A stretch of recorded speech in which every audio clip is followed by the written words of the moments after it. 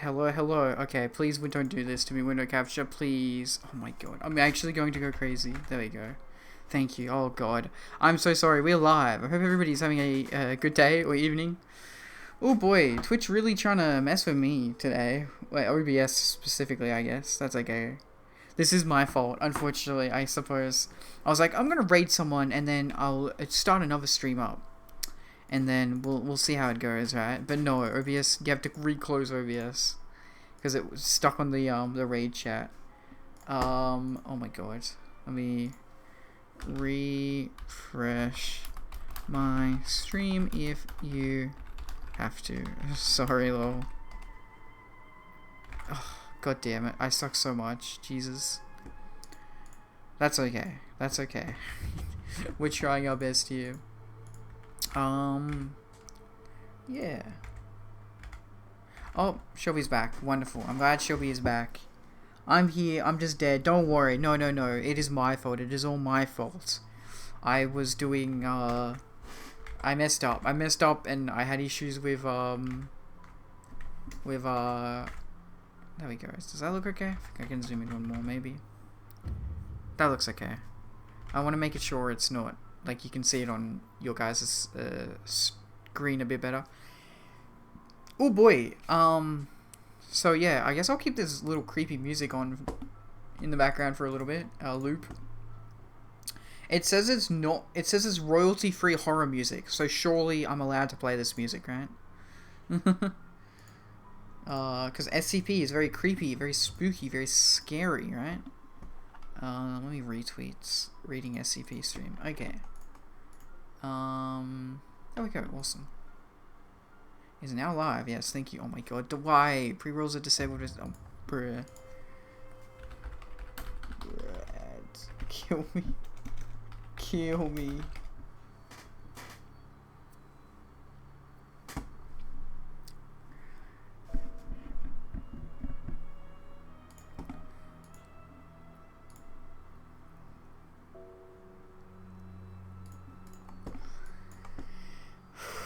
Okay.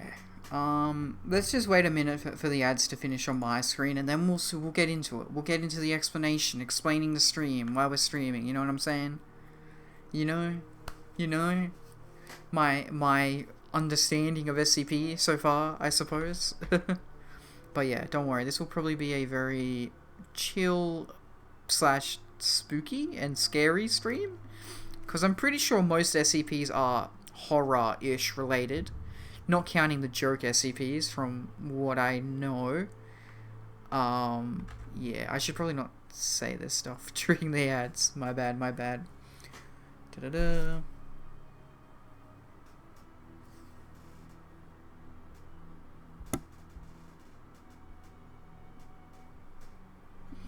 $10. Cool.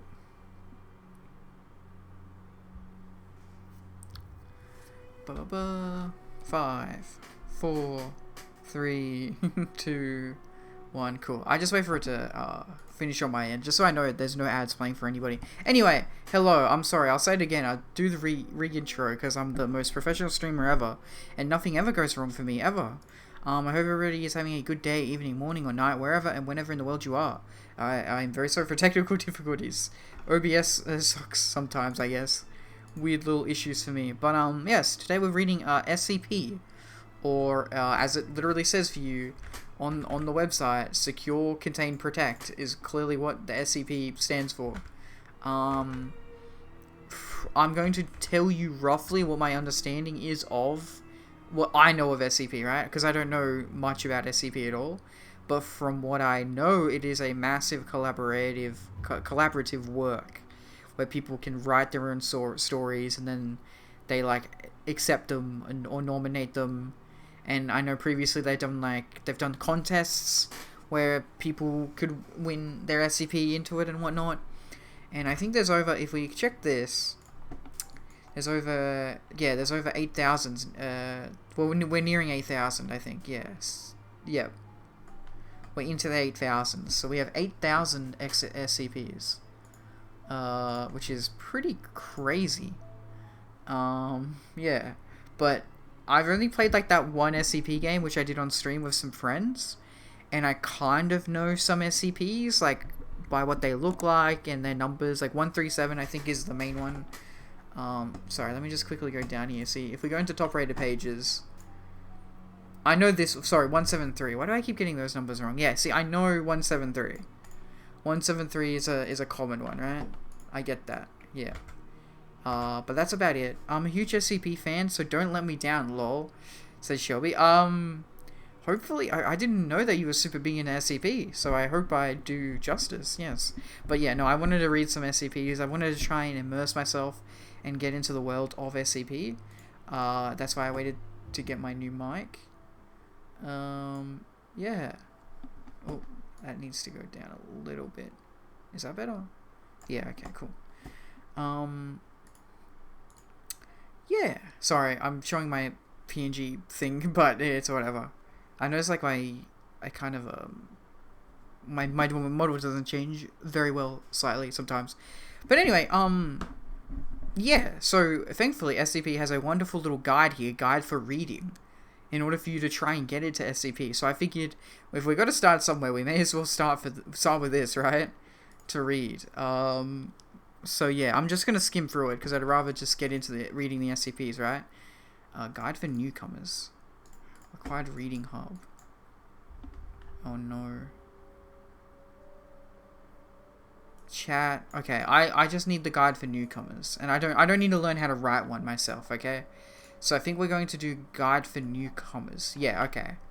I think we're going to do this one. Hopefully you can. I'm zoomed in pretty well. Hopefully everybody can see it and read it themselves. Let's get started for this. Okay. Guide for newcomers. Introduction. Hello, new user, and welcome to the SCP Wiki. I'm sure you already had a lot of questions before you even clicked on this guide. What is this site about? Where do I start reading? How do I write an SCP? How do you pronounce Kita? What is Kita? Kita class. I know that SCP, there's different classes. I think there's three main classes, and there's some like extra little special ones, right? But I know Kita is like the worst one, like the hardest one to contain. And SCP isn't necessarily, the classes aren't necessarily based on how dangerous they are. It's not necessarily based on how much damage they can cause. It's just based on how hard or easy it is to contain. So let's say there's some, I don't know an SCP, but let's say there's an SCP where it's just someone who can just travel the whole world, right? He can just watch everybody or something. He's not going to kill anyone or hurt anyone, but if he can just go through any wall and just travel the whole universe or something, that would technically be a Kita class, because he can't be contained. That creature or entity or whatever, they can't be contained. It's based on if they can contain it, not necessarily if it's hurting people, right?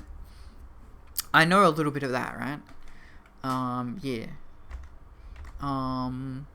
To spare you all the trouble having to navigate blindly through over 10,000 pages of content, this introduction aims to answer as many of these questions as we can, hopefully without taking too much time. What is this place about? This is the SCP Foundation Wiki, a collaborative writing site based around the premise that, in essence, magic is real.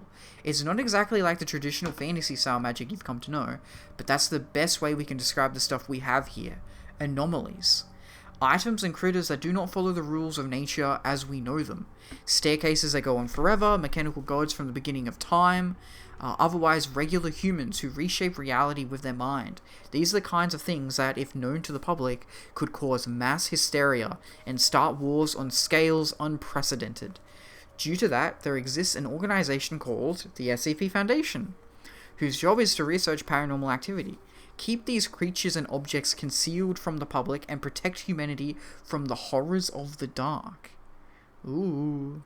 That's the long and short of it. This site is a place where a bunch of different people write stories about an organization that keeps the inexplicable under lock and key. Except instead of just calling it magic, we use sciencey terms like ontokinesis or thaumatology. The wiki started as a horror/creepypasta site, so the majority of the older content is focused around that. But since then, we've expanded our horizons, and nowadays you can find any type of writing you want, from novella-length adventures to one-line jokes. Huh. I'm gonna turn this music down. This music sounds a little silly. I don't like this violin. Calm down. Skip to the next song. Yeah, that sounds a bit better. Cool. Why is everything contradictory? To reach over 10,000 articles on site, we had to let go of the idea of singular canon, meaning that every article on the site is allowed to contradict and disregard any other article, no matter how well known or popular. Did someone say the Foundation was formed in the 1960s, but you need the Foundation to exist in World War One? The Foundation is now from the 19th century. Sure. You want a Foundation that has more resources than the eye can see? Go wild. You want a Foundation that's penniless? Why not? As long as the story is interesting, your freedom is basically unlimited. While this is often phrased as there is no canon, this doesn't mean that nothing on the site can coexist. Many articles can share the same universe, some explicitly reference each other. It just means that you don't have to try to fit everything into a singular version of the Foundation. Okay. I understand that. I get that a lot, and as we get more into it, there's like different canons. There's different like fan continuities that they've created. And if you want to, you can just read those continuities together. I don't think we're going to be doing that. I think we're just going to read SCPs, right? We're just going to read them and find out. Basic terminology. Due to the scientific and clinical tone most of the site aims for, there are a few terms used in articles that may confuse new readers, such as anomaly/anomalous, anything that doesn't follow the rules of reality as we know them. Object classes. This is where I know a little bit, right? Each anomaly contained by the Foundation has an assigned sub-object class, which tell you how difficult something is to contain. The three most common classes are safe, meaning containment is simple, Euclid, meaning containment is more complex, and Keter, meaning containment is very difficult to maintain. So yep, I understand that. It's based on its containment difficulty, not necessarily how much damage it can cause. Mobile Task Forces, MTF, elite units for responding to and containing anomalies. Depending on the anomaly, these range from paramilitary teams to groups of specialized researchers. A group of interest. Groups other than the Foundation that deal with or handle the anomalous. So these are like independent organizations could also, that are separate from the Foundation, might also discover SCPs. I think I've heard some of this, like in some theories or something, where there are some other groups that might be trying to take SCPs and use them for themselves. I'm not too sure. This is not a comprehensive list of such terms. Other unfamiliar words may be listed in our glossary of terms. Oh god, we have another site now. Oh no. I guess we'll look at this after, maybe. Glossary terms, or maybe technical terms you can look up online. A lot of the time, authors use real scientific terms to add some flavor to their articles. Continuity and staff, community and staff. Writing isn't all our site. Oh, okay. Audio, okay. I don't think I care too much about this stuff. I just kind of want to read the SCPs. Yeah. Guide for reading, guide for writing. Yep, and we're doing the guide for reading first. How to traverse our site and find new content to read if you're not sure where to start. Yep. FAQ, no, we're good. So yeah, we'll get rid of the guide for newcomers then, and we'll go over the glossary of terms, I guess, before we get into some SCPs. The intention of this page was to create a collaborative resource to define terms commonly used on the site or in the community. While erring on the side of inclusion and open to contributions from any site member, new terms should not be added to this page unless they've been used on the site by multiple people. While you don't have to cite sources, remember that links to articles that go into more detail can be very useful to people unfamiliar with specific terms. An important caveat is that these terms may not always be used consistently. That's just inevitable when we have so many different canons on the site.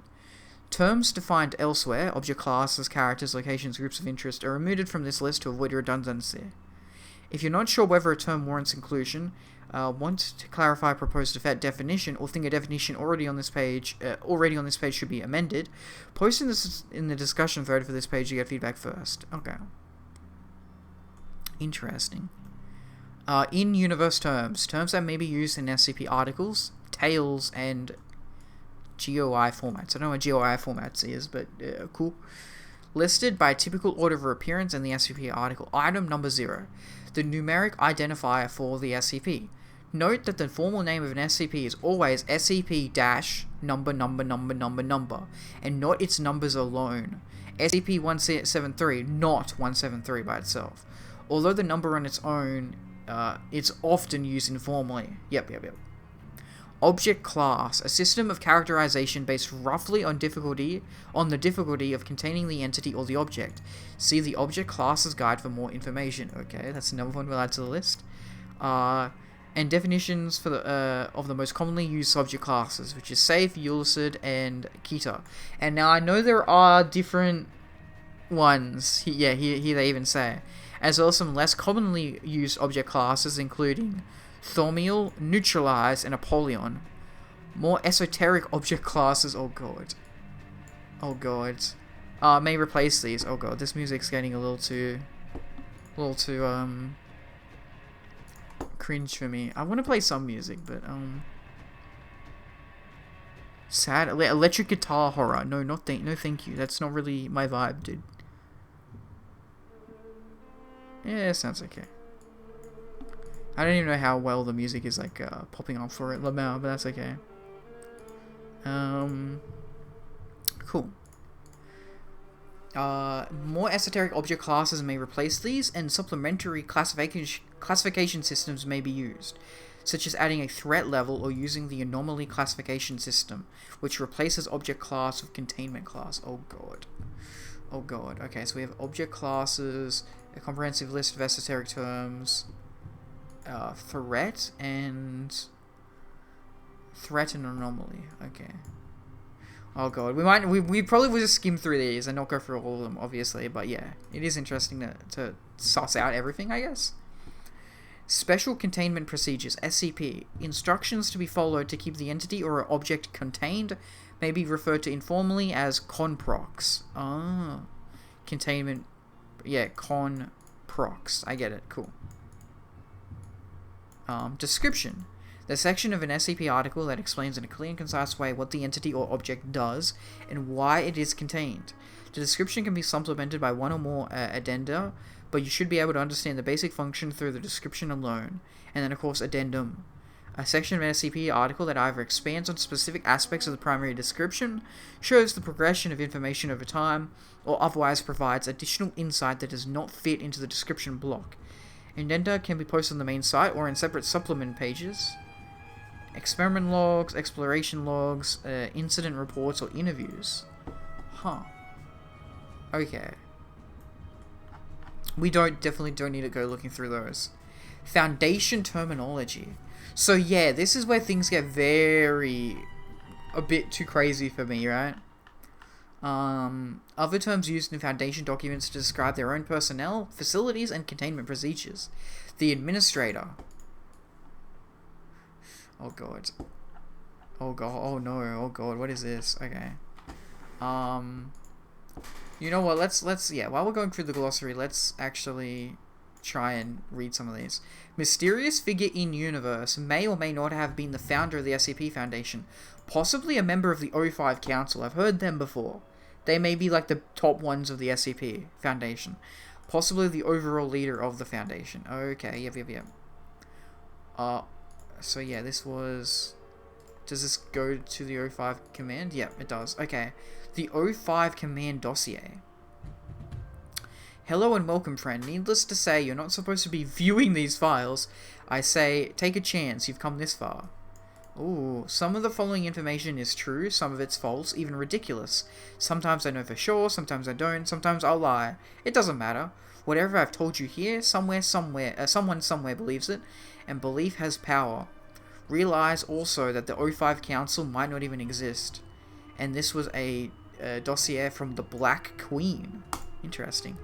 The content of this dossier is restricted to error, personnel, and above. Oh my... See, this is where it just gets too crazy. all these little things popping up. Let me get rid of you.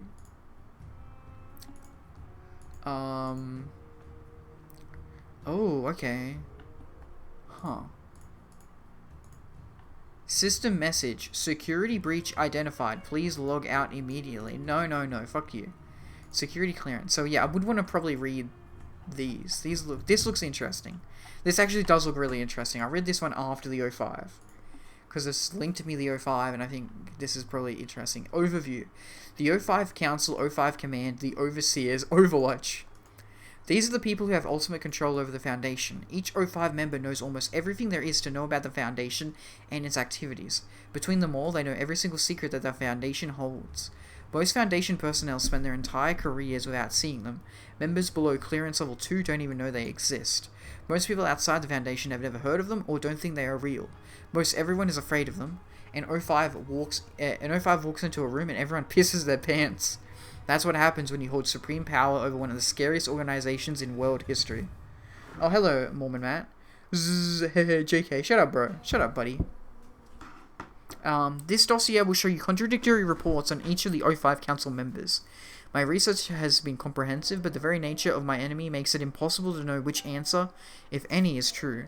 There seem to be 13 members of the O5 Council, although even that is questionable. Perhaps there are multiple individuals sharing each O5 number, perhaps dozens. But perhaps there is only one.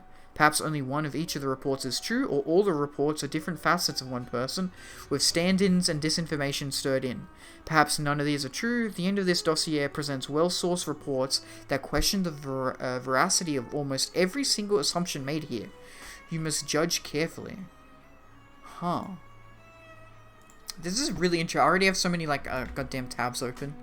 Trying to, suss this up. Hey, JK, look at your clips. I saw you post the clip, buddy. I saw you post the clip. Let me mute my stream for a little bit.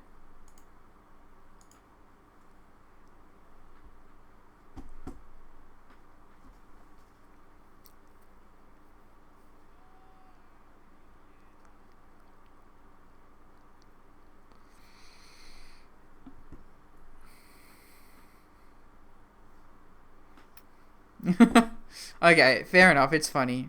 Look at your clips, new clips, watch. We put... dude, I'm not watching 4. I'm trying to stream, fella. I'm trying to stream, buddy.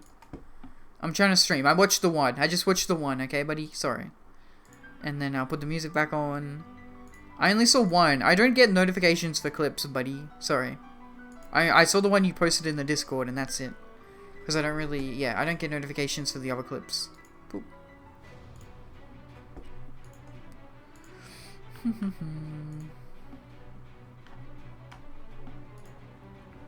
You just did dogs. Oh god, okay. Yeah, maybe I need to turn this off for streams like this. No, it's fine. It's fine. This music is way too, like adventure music. God damn it. And Fudo Jumbo is spamming the dogs as well. Sick, guys. You know, I can just do this. Where is it?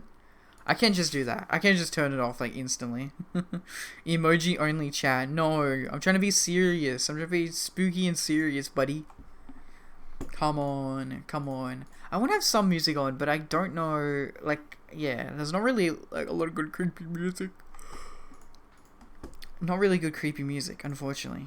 Okay, let's get back to reading, I guess. If anybody has any, creepy music that I could play, then I'm all ears. Yeah, I'm just spooky-ish. Creepy music, copyright free. Right, no. Scary horror music, haunted, no. This all looks so dodgy. Just play your singing VOD. Shut up, dude. Okay, SCP-52 is cool. You should read that one. Just play your singing VOD. Why creepy music when you're enough? Thanks, Shelby. See, Shelby wins. Shelby's the best at it. Just play your singing VOD. Play for some creepy music. Shut up, dude. You're not funny. Shelby's actually funny. Shelby has better jokes than you, buddy. Just saying. Whoa. Wait, Mike. Calm down, buddy. Cool. God damn it. Saying my singing is creepy, fella. That's so mean. Okay, so personnel and character dossier. Okay, so these are a bunch of characters. I don't really want to learn about characters yet, right? It's so funny, we've already got 50 different tabs open, man. But I'm gonna read about the O5 and the administrator, right? And then we're gonna read the security clearance levels, because I feel like those two are kind of important. I said it first, fella. Don't worry, Maddie. I think you're funny. No, she's just appeasing you. Yep. So we did the overview, and then we have 051. A note on 051. Whatever the reason, 051 is often reported to be the most powerful O5 Council member. If reports suggest that there even is a most powerful O5 Council member, given the amount of disinformation spread about the O5 Council, make of this what you will. 051, aka the Founder. Male, European descent, American origin, verified post-human lifespan, 148 years of age, varying appearance. So already you can be like, oh, it's probably like immortal, right? Bruh, the mail, fuck. Won't miss one page. You actually reading the O5 Council? I feel like I want to know the O5 Council, because they're super interesting. Yeah, like I feel like this is actually like really cool. I know I'm not reading the SCPs yet, but a holdover of the occult organizations preceding the Foundation. Okay, so there technically was an SCP before the SCP. Like there was a Foundation before the Foundation we now know as the SCP. They just weren't called the SCP. 0511 is cool. You would like him. Okay, buddy. Sure thing. If you say so. Why did Shelby do a sad face? I know. Mormon Matt just knows he's funny, dude. A holdover of the organization preceding the Foundation, so he likely benefits from preservation techniques. He likely benefits from more preservation techniques than merely SCP-006. So apparently 6, I don't know 6, but apparently 6 preserves something. And he likely possesses a large degree of anomalous protection. References have been made to him being clad in the rags of bones that hadn't been used to mark the other 12. Occult significance obvious. Okay. Oh no, oh god. There's so much. There's too much to read. One possible identity for the original administrator, although various other reports assert the administrator was a separate individual, F. Williams. Evidence strongly suggests that he was born in the late 1800s, possibly 1866, as Aaron Siegel. Certainly one Aaron Siegel was a physicist studying at Cornell University in 1891, disappearing from the historical record in this year. This timeline doesn't match what we know of 051's activity, but given his position and the reality restructuring events that have occurred, it's entirely possible. Rumor has it that he's Gears' father. Who is... This is... Like, already I'm, like, losing my mind. He's Gears' father. If true, this would make him the Black Queen's grandfather. I don't know who the Black Queen is, but the Black Queen gave me the overview. This one, yeah, see the Black Queen. They gave me this dossier. Black Queen's grandfather. My grandfather. You're okay. So the Black Queen is the one doing the, what's it called? The redactions. The Black Queen is the one redacting things on this dossier. May have gone missing according to some reports. Current location unknown. Possibly deceased. I'm assuming these are all just... Yeah, okay. These are just all different things. Okay. You know what? Let's leave the SCP for the 05 Council for a different day. I think we're... Yeah. This is a bit too much in my own head. A bit too much for me right now. I do think we should look at the security clearance levels, though. I hear this is very important. We don't care about the writing guide. That's fine. Security clearance levels. Overview. Foundation security clearances granted to personnel represent the highest level or type of information to which they can be granted access. However, having any given clearance level does not automatically grant access to all information at that level. Personnel are only granted access to information on a need-to-know basis and at the discretion of the designated disclosure officer overseeing the respective departments. Level 0 for official use only. Level 0 security clearances are given to non-essential personnel with no need to access information regarding anomalous objects or entities in Foundation containment. Level 0 access is typically held by personnel in non-secured clerical, logistics, or janitorial positions of facilities with no access to operational data. Okay, so it's just like janitors and, like what? Like a receptionist? They have level 0 access. Level 1, confidential. Level 1 security clearances are given to personnel working in proximity to, but with no direct, indirect, or informational access to anomalous objects or entities in containment. Level 1 security clearances are typically granted to personnel working in clerical, logistics, or janitorial positions of facilities with containment capability or otherwise must handle sensitive information. So not much better than 0. They're just like, they work somewhat in tangential with some SCPs. Okay. Level 2 restricted. Level 2 security clearances are given to security and research personnel that require direct access to information regarding anomalous objects and entities in containment. Most research staff, field agents, and containment specialists hold a Level 2 security clearance. Level 3 secret. Level 3 security clearances are given to senior security and research personnel that require in-depth data regarding the source, recovery circumstances, and long-term planning for anomalous objects and entities in containment. Most senior research staff, project managers, security officers, response team members, and mobile task force operatives hold a Level 3 clearance. So, okay, it can be assumed that Level 3 is the most widely used, the most people who have the, like, people who have the most clearances would be Level 3s. I'm assuming Level 3s is the bulk of the Foundation, because they're pretty much the can do everything. I really feel like this is a little dead without music. Creepy music copyright. God damn it, I'm not gonna find anything. YouTube.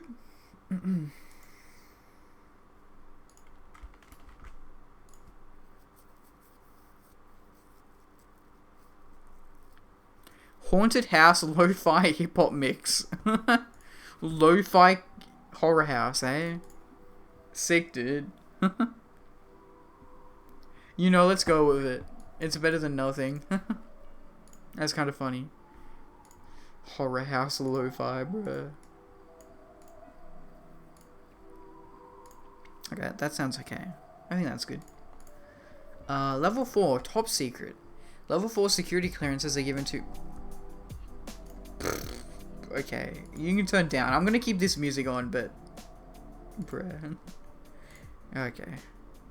Level 4 security clearances are given to senior administration that require access to site-wide and or regional intelligence as well as long-term strategic data regarding Foundation operations and research projects. Level 4 security clearances are typically only held by site directors, security directors, or mobile task force commanders. And then we get to the highest level, level 5, Thormiel. Level 5 security clearances are given to the highest ranking administrative personnel within the Foundation and grant effectively unlimited access to all strategic and otherwise sensitive data.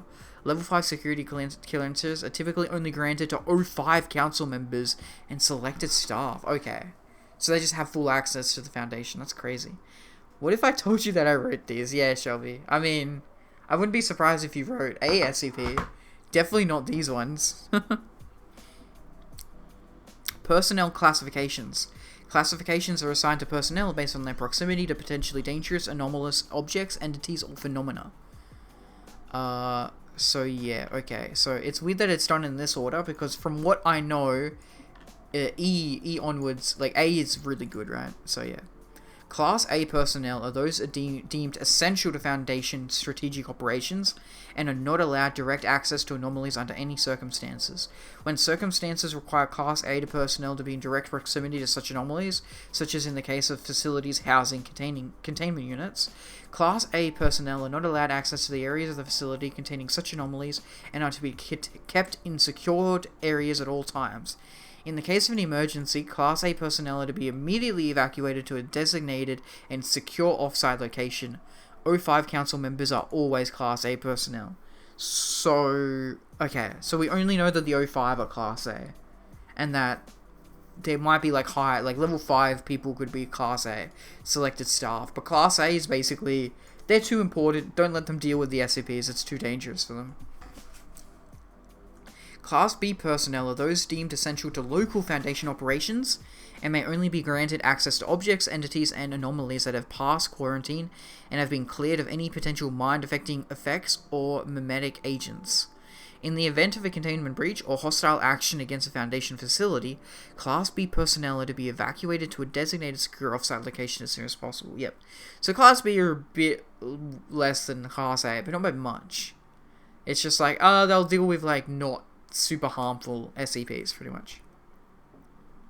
Class C personnel are personnel with direct access to most anomalies, not deemed strictly hostile or dangerous. Class C personnel that have been that have had direct contact with potentially mind-affecting or mimetic properties may be subject to mandatory quarantine and psychiatric evaluation as deemed necessary by security personnel. In the event of a containment breach or hostile action against a Foundation facility, non-combatant Class C personnel are to either report to secure lockdown areas or evacuate at the discretion of on-site security personnel in the case of a site-wide breach or other catastrophic event. So these, I think, are the grunts. They're the main people that are doing everything. And then Class D. I've heard some memes about Class D.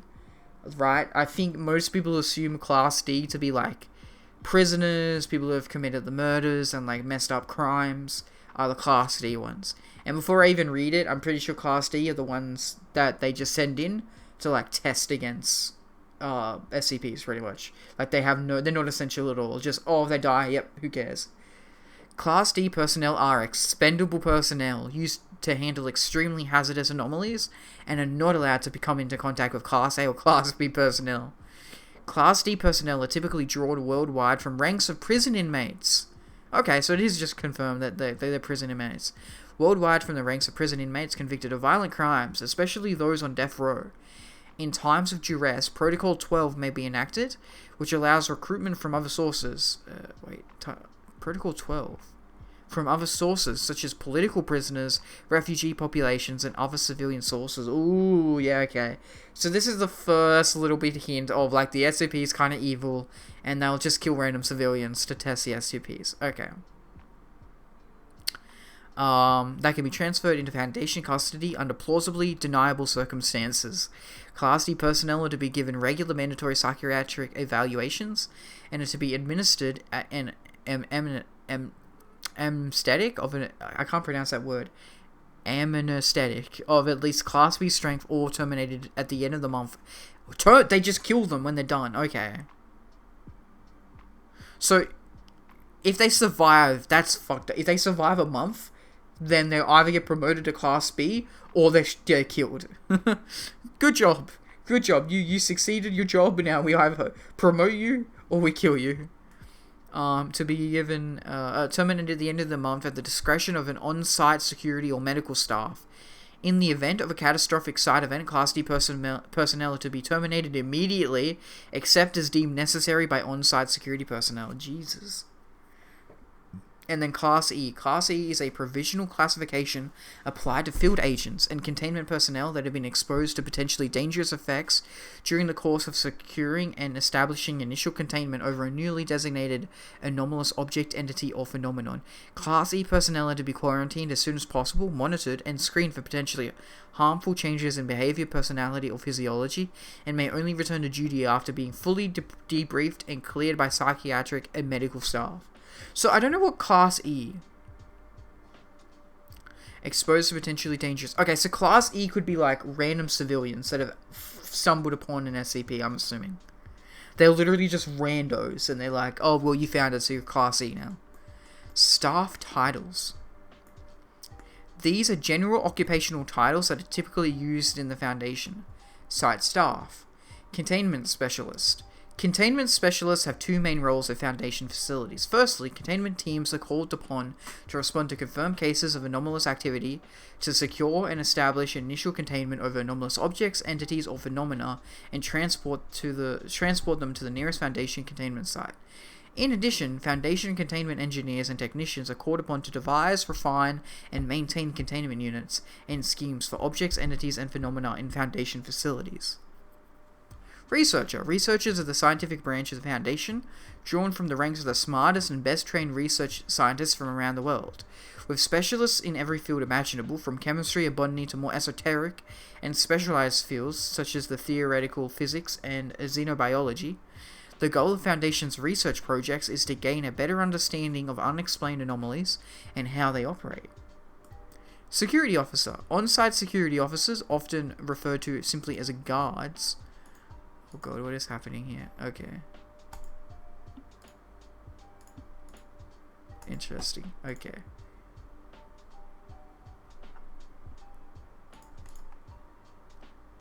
Sorry, I was just checking notifications. Very weird and sussy, but fair enough.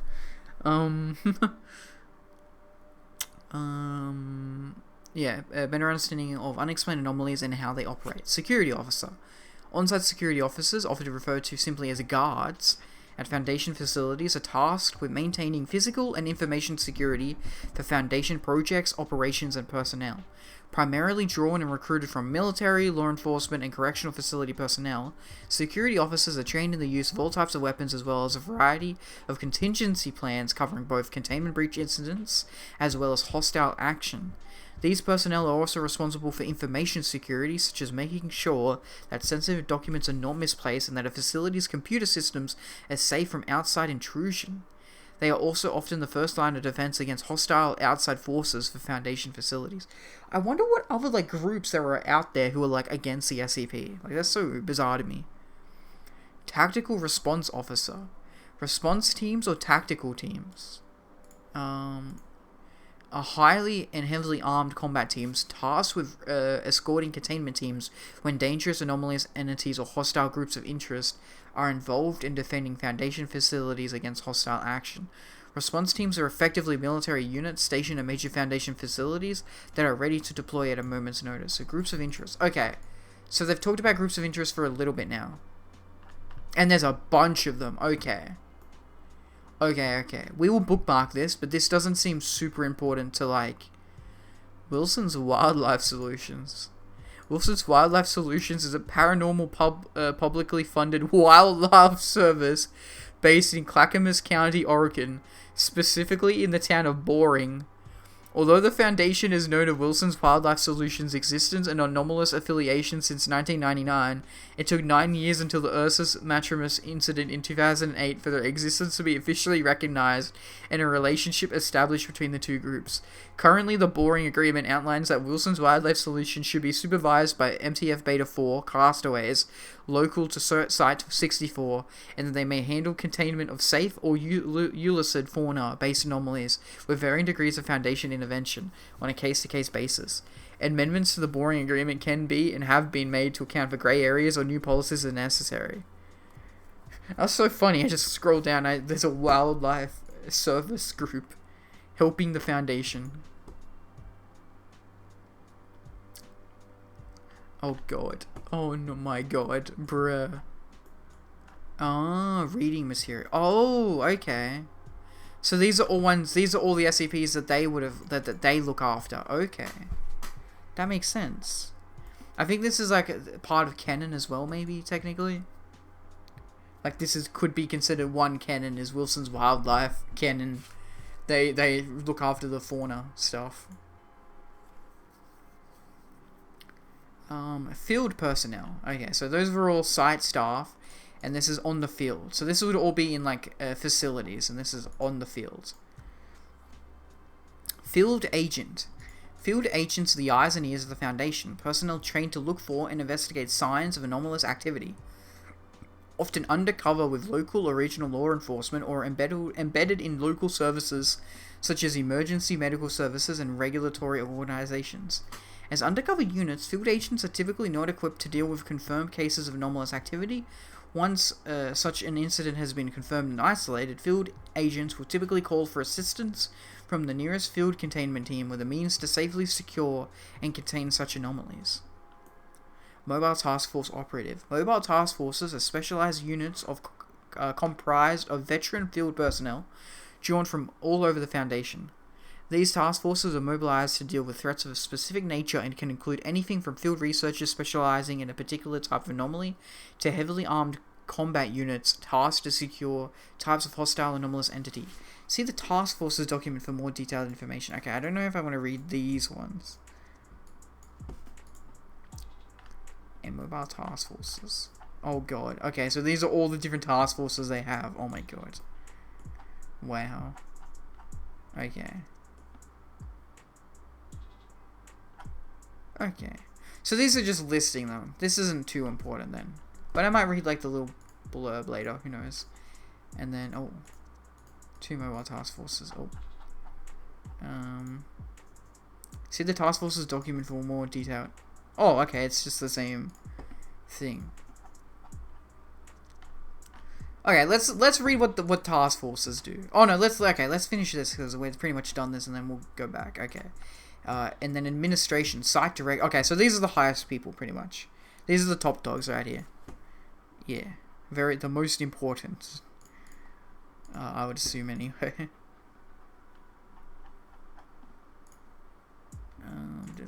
Cool.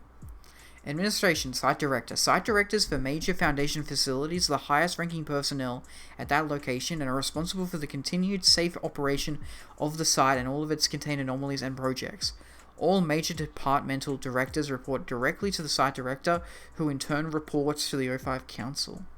And, of course, O5 Council member. The O5 Council refers to the committee consisting of the highest ranking officers of the Foundation, with complete access to all information regarding anomalies in containment. The O5 Council oversees all Foundation operations worldwide and directs its long-term strategic plans.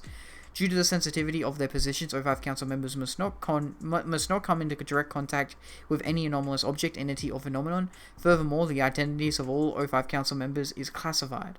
You say all members are, the identities are classified, not is. All council members are referred to only by the numeric designation O51 through O513. Yeah, but not that there is 13 of them. There could be, different multiple people taking on their things, right? So there we go. We read security clearance. That's good. Mobile task forces. Mobile Task Forces, MTFs, are elite units comprised of personnel drawn from across the Foundation and are mobilized to deal with specific threats or situations that sometimes exceed the operational capacity or expertise of regular field personnel, and as the name suggests, they may be relocated between facilities or locations as they are needed. Mobile Task Force personnel represent the best of the Foundation. Mobile Task Forces vary greatly in size, composition, and purpose. A battalion-strength combat-oriented task force trained to deal with highly aggressive anomalous entities may consist of hundreds of troops plus support personnel, vehicles, and equipment, and can be deployed in whole or in part to deal with threats across the globe. However, a mobile task force can also be a small, specialized intelligence gathering or investigative task force that may have fewer than a dozen personnel if that is deemed sufficient to accomplish their goals. While in the field, task force members often pose as emergency responders, local or federal law enforcement, or military personnel appropriate to the region in which they are operating. Mobile task force commanders can also request the assistance of local field units or personnel stationed in nearby Foundation facilities in order to accomplish their missions. Organization. Each unit is fundamentally structured in a way that best suits their intended purpose. While combat-oriented task forces may closely follow military hierarchy and organization, smaller units may have an informal, otherwise esoteric chain of command. As such, the responsibilities of the Mobile Task Force Commander, MTFC, for each particular task force can vary greatly. The commander of a large task force might focus on maintaining multiple teams and deploying them as necessary to each assigned operation, whereas the commander of a small team might deploy with their team and direct operation from on location. Similarly, the cohesion of each unit will vary as well. Some mobile task forces consist of personnel who have trained and worked for many years or even decades together, whereas the personnel of a mobile task force formed on a moment's notice to deal with a specific incident may know little more than each other's names and fields of expertise. Creation. Mobile task forces are typically commissioned as deemed necessary by the Foundation's Director of Task Forces, often with the direct approval of one or more O5 Council members. A significant number of mobile task forces are created to deal with specific anomalies, exhibiting traits that standard containment or response teams are unable to effectively counteract, though many were also created to preempt an emerging or theoretical threat. Deactivation. Mobile task forces created for the purpose of containing a particular anomaly are typically deactivated at the end of the recovery operation or when ongoing containment is deemed no longer necessary. Occasionally, such task forces remain operational if the expertise and experiences learned are considered useful for future incidents, but otherwise the task force will likely be disbanded and its personnel returned to their prior posts. Very rarely, a mobile task force will also be disbanded if it suffers sufficient casualties to render it incapable of operation. In these cases, if the prior capability of that particular task force is deemed necessary, a new task force may be commissioned to replace it. For a full list of MTFs appearing in extant articles, see this page. For a list of MTFs under the command of international branches of the Foundation, see this page. Okay, so I don't...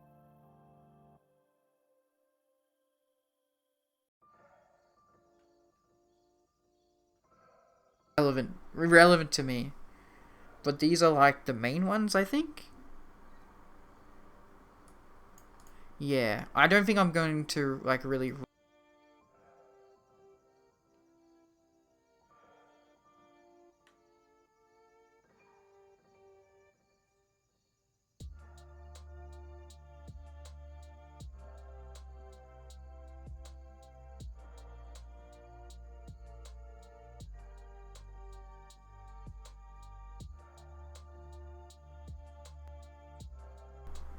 Wow.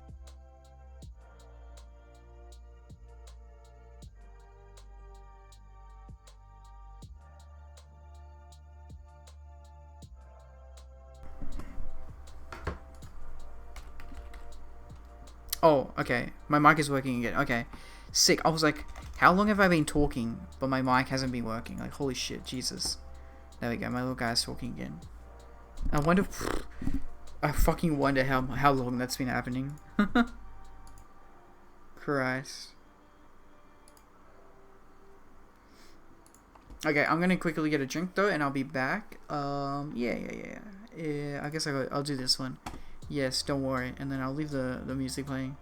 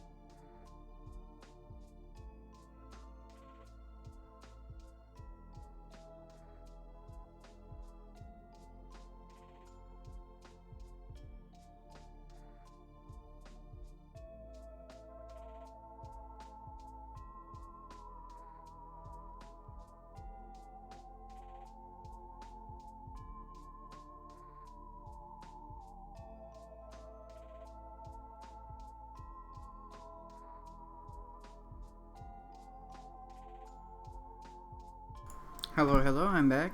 How are we doing? I now have my big cup of coffee ready to go.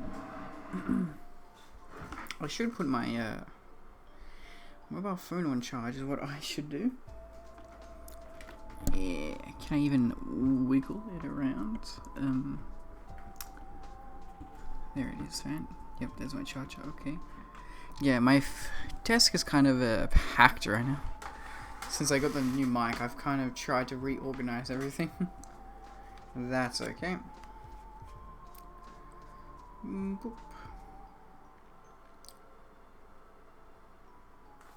There we go. Awesome. Okay. Let's get back to reading some, I like how this music instantly goes to creepy again. Bruh. That's okay. Yeah, so that's what we want, I suppose. Awesome. Yep, let's get back into reading. So yeah, we did... Okay, we did the administration agent.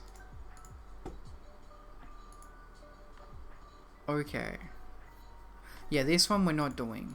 This one just lists like every type of person. We kind of don't want that, right? This is a bit too much.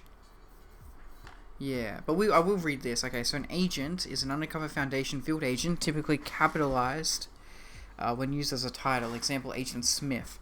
Note that not all food personnel employed by the Foundation are necessarily agents in this sense, nor do all such personnel have the title agent. See also containment team, response team, mobile task force, and researcher. Okay, so yeah, a personnel character dossier.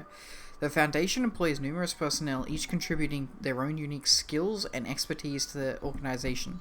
The Foundation also monitors thousands of persons of interest, either anomalous themselves, or living in and around anomalous communities. Anartists? Magic? What is an anartist? I've never heard that term before. I've got to be careful with Google though. Okay, let's not look at that again. Just to be safe, I have no idea. Magic users, cyborgs, and extra-dimensional beings are only a few examples of what the Foundation has encountered. I see. Okay, so let's actually look at the full list of object classes, I think. Yeah. Yep, so these are like the weird ones. Okay. Object classes. All anomalous objects, entities, and phenomena requiring special containment procedures are assigned an object class. An object class is a part of the standard SCP template. Yep. I'm assuming this would just link to like writing guides. Yep, all good. And serves as a rough indicator for how difficult an object is to contain. Yep. Just like I said, nothing to do necessarily with like how difficult they are to like how much they kill or destroy. It's just to contain. In universe, object classes are for the purposes of identifying containment needs, research priority, budgeting, and other considerations. An SCP's object class is determined by a number of factors, but the most important factors are the difficulty and the purpose of its containment. Primary classes. These are the most common object classes used in SCP articles and make up the bulk of the objects. Safe. Safe class SCPs are anomalies that are easily and safely contained. This is often due to the fact that the Foundation has researched the SCP well enough that containment does not require significant resources, or that the... Whoa! Oh, thank you for the raid, Temporal. How you doing? What do you... Okay, Shelby says Liam gay, and Mormon Matt says this is known. Yes, hilarious, guys. These are so funny. But thank you so much, Temporal. Thank you for the raid. You are sleepy, you say. Well, we are reading, which reading will get people to sleep. Now, mind you, if you fall asleep to some spooky SCPs, you're gonna have a... Oh my god, okay. Temporal, I just ran out of water and filled up my water bottle, but I do have a coffee here. Will you allow a coffee as part of the Hydrate Redeem? Will you allow coffee to be a part of the Hydrate Redeem? Because otherwise, I'm gonna need to get up and go get a cup of water from the tap. Shout out Temporal. Thank you, Shelby. Hydrate is drink anything. Okay. Well, that means I can drink my wonderful coffee then. No problemo. It's a bit hot. I wanted it to cool down a little bit first, but that's okay. Ouchies.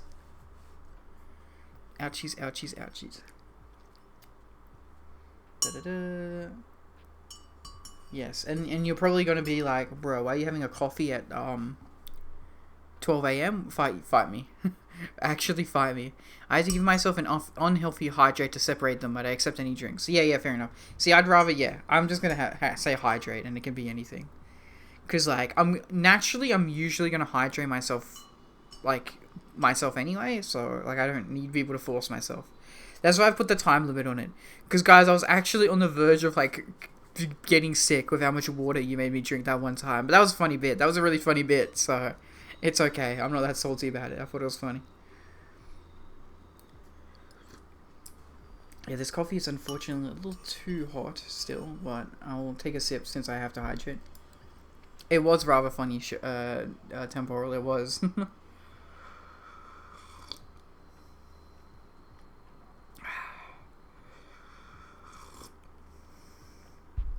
There you go, I drank some coffee.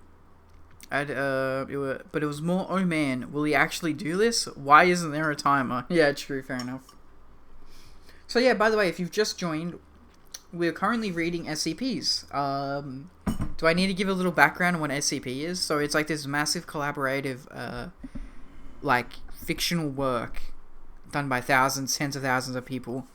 And they're kind of, a lot of them are mainly creepy and spooky and stuff, but we just started reading it, and oh boy, like, we're getting into, like, we've, how long have we been streaming for? Give me the time at Twitch. I've been streaming for an hour, and I've only done, like, I'm still in the basics, like, I haven't even started reading any of the SCPs, which is big funny. He thinks of me so much that he can't separate me and other viewers. Fuck. Shelby, I hate that you picked up on that. I nearly called Temporal Shelby, and you picked up on it. That's creepy. God damn it. And also add a clip channel on Discord. Oh, true. I should do that. I will do that. Okay. Oh, thank you for the follow, Trang Dao 123. Thank you so much. Welcome to the channel. I hope you're having a good day, evening, morning, or night, wherever and whenever in the world you are. I hope you have, hope you're doing good. Thank you so much for the follow. We are now on 89 followers, everybody. We're only 11 away from reaching that big 100. Thank you so much. That's awesome. I was just saying, we're reading SCP. I wanted to get into SCP. My friends really like SCP. And we're kind of just starting off. We're reading, like, the basic pages first. And then we'll read, like, SCP-2 maybe. Or, you know, we'll read some of the early ones. Yeah. Oh, and you've broken my raid thingy. It said there were 2 different males to raid. Peeking my mic. I really need to put the pop filter on my mic. 2 different males. Interesting. I would add one if you gave me permissions. Shelby, I thought you had permissions. And Trang Dao says, oh, you're so friendly. Yes, I try to be. It is funny. I did just have a Dead by Daylight stream just then, and I got very salty at my friends. But yes, most of the time I'm very nice. I'm very friendly, very calm, very well mannered. But I will get very toxic toxic and bitter. I don't have permissions to add channels and stuff, you dumbass. Okay, give me a second, Shelby. Jeez, you don't need to call me names. Edit permissions. Manage channels allows members to create, add, or delete channels. There you go, Shelby. You should now be able to do it. You and Temporal are the only CEOs, actually. I always call you now. I know, Shelby. I'm just poking ya. I'm just joking, okay? But yeah, thank you so much for the follow. Holy crap, 89. I'm so happy that we're getting so close to 100. Yes, Temporal, you are that trusted. Do not, with great power comes great responsibility. With great power comes great responsibility. I don't know how well that picks up, but he doesn't trust me at all. Shelby, I trust you the most. Shut up, Barker. God damn it. But yeah, you should have, clips. Awesome, good job. I'm actually going to post a clip right there, myself. Thank you, Shelby. Gaming? No, it's not in gaming. Is it in... Where did they put it? Here, they put it here. Okay. Awesome. Yeah, they just did a clip themselves, so... There you go. Male would later regret this decision. Yeah, Temporal's not wrong. Temporal isn't wrong. Oh god, Shelby, try not to at the whole server, but, you know, thank you, I guess. That's okay, that's okay. Yeah, anyway, I was trying to explain SCP. So it's just collaborative work, it's a bit creepy, a bit spooky, and we're kind of just reading, like, the base level of it. But you can hop in any point, and I can try and explain some SCP stuff. I'm not very knowledgeable of a lot of them myself. I'm trying to get into it right now, you know what I'm saying? Are you from the US but live in Oz? No, I am Australia, and out here doesn't ping everyone. Oh, okay, I see, I get you. No, I'm Australian and I live in Australia. My accent is not very... it's just like a silent ping. Oh, okay, thank you, Shelby. I didn't know that, actually. I always figured at here was... Okay, fair enough. I didn't know at all. But yeah, no, Tringdao, I am Australian. My accent is not very strong. Here and everyone are different. Yeah, I know that, but I thought... Because at here was orange for me, so... I thought it might have been, pinged me or something. Pinged other people, I don't know. But yeah, I do know that out in here, and I never see out here that much. That's the reason, I guess. But yeah, no, I am Australian. I guess my accent isn't... Like, even Shelby has brought it up. My accent's not super strong. I'd have to be like, yeah, mate. Welcome to the stream. We're reading some fucking SCPs, yeah. Hope you're having a good day, cunt. Yeah, so anyway. So what is this fucking Ulysses? Ulysses? Kita? What the fuck are these words you can making up, mate? Fucking thong you cunt. Put some shrimp on the barbies with a can of VB. Yeah, mate. Yeah. Bruh. Oh, that bruh got cut out. What the hell? Nonsense. Here we go. I'll give you another bruh. Redeem. There you go. I'll give you another one. There you go. I'll give you another one. Also, I should probably move it down, actually. So let's... There you go. Cool. But yeah, I can, like, put on the Australian accent. But my accent, yeah, is definitely not strong. And I'm happy that it's not strong. Temporal asks, am I a millennial or a Gen Z kid? So, I was born in the year 2000, which you would know if you read my bio. It says I'm 22 years old. So, I am a Gen Z. I missed out on being a millennial. I'm a Gen Z. Yeah, it highlights the things so that people know that it is important. And Tringdao says that my accent is American. I'm not sure if I have an accent, but if I sound more American, I'm not surprised. Shrimp on the barbie. We Aussie, we say fucking prawns. Oh, a Fortnite kid. I'm not a Fortnite kid, dude. I'm not into Fortnite. I'm not Gen Z. He's like, who here likes Fortnite? I do. I remember seeing that, like, as a TikTok meme, like, years and years ago. A lot. By the way, I like your accent. I'm assuming you mean my regular voice. Thank you. Nice to meet you. And nice to meet you too, Tringdao. Thank you so much for the follow. I'm very grateful to everyone who follows me right now. Because I'm looking forward to reaching 100 followers. Yeah. So around 90s, give or take, like 2 to 3 years both ends, we were more raised on TVs, movies, and games. I apparently sound Irish according to friends. Huh. I wouldn't have pegged that for you, Temporal. I would say you sound a bit more New Zealand than you do Australia, but that's about all I could peg. I've noticed that sometimes my accent slips out a bit. But, yeah. It's so close to 100. I'm very excited. Because we will be doing 2 karaoke streams then.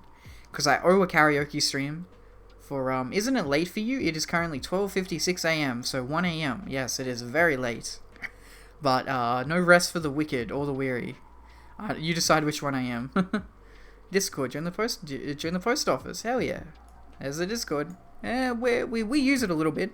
Not a lot, but it's fun. People hear me and say, are you from Ireland? And others say Scotland. We just have accents based on what we watched. Huh, fair enough. I can't really... Scottish.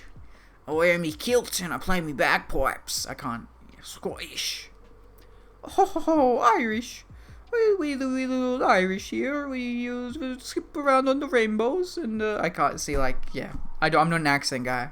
I can do voices and characters, but I can't do accents. I can do like what is you talking about? These Germans, we Germans. Like I can use German, but that's about it.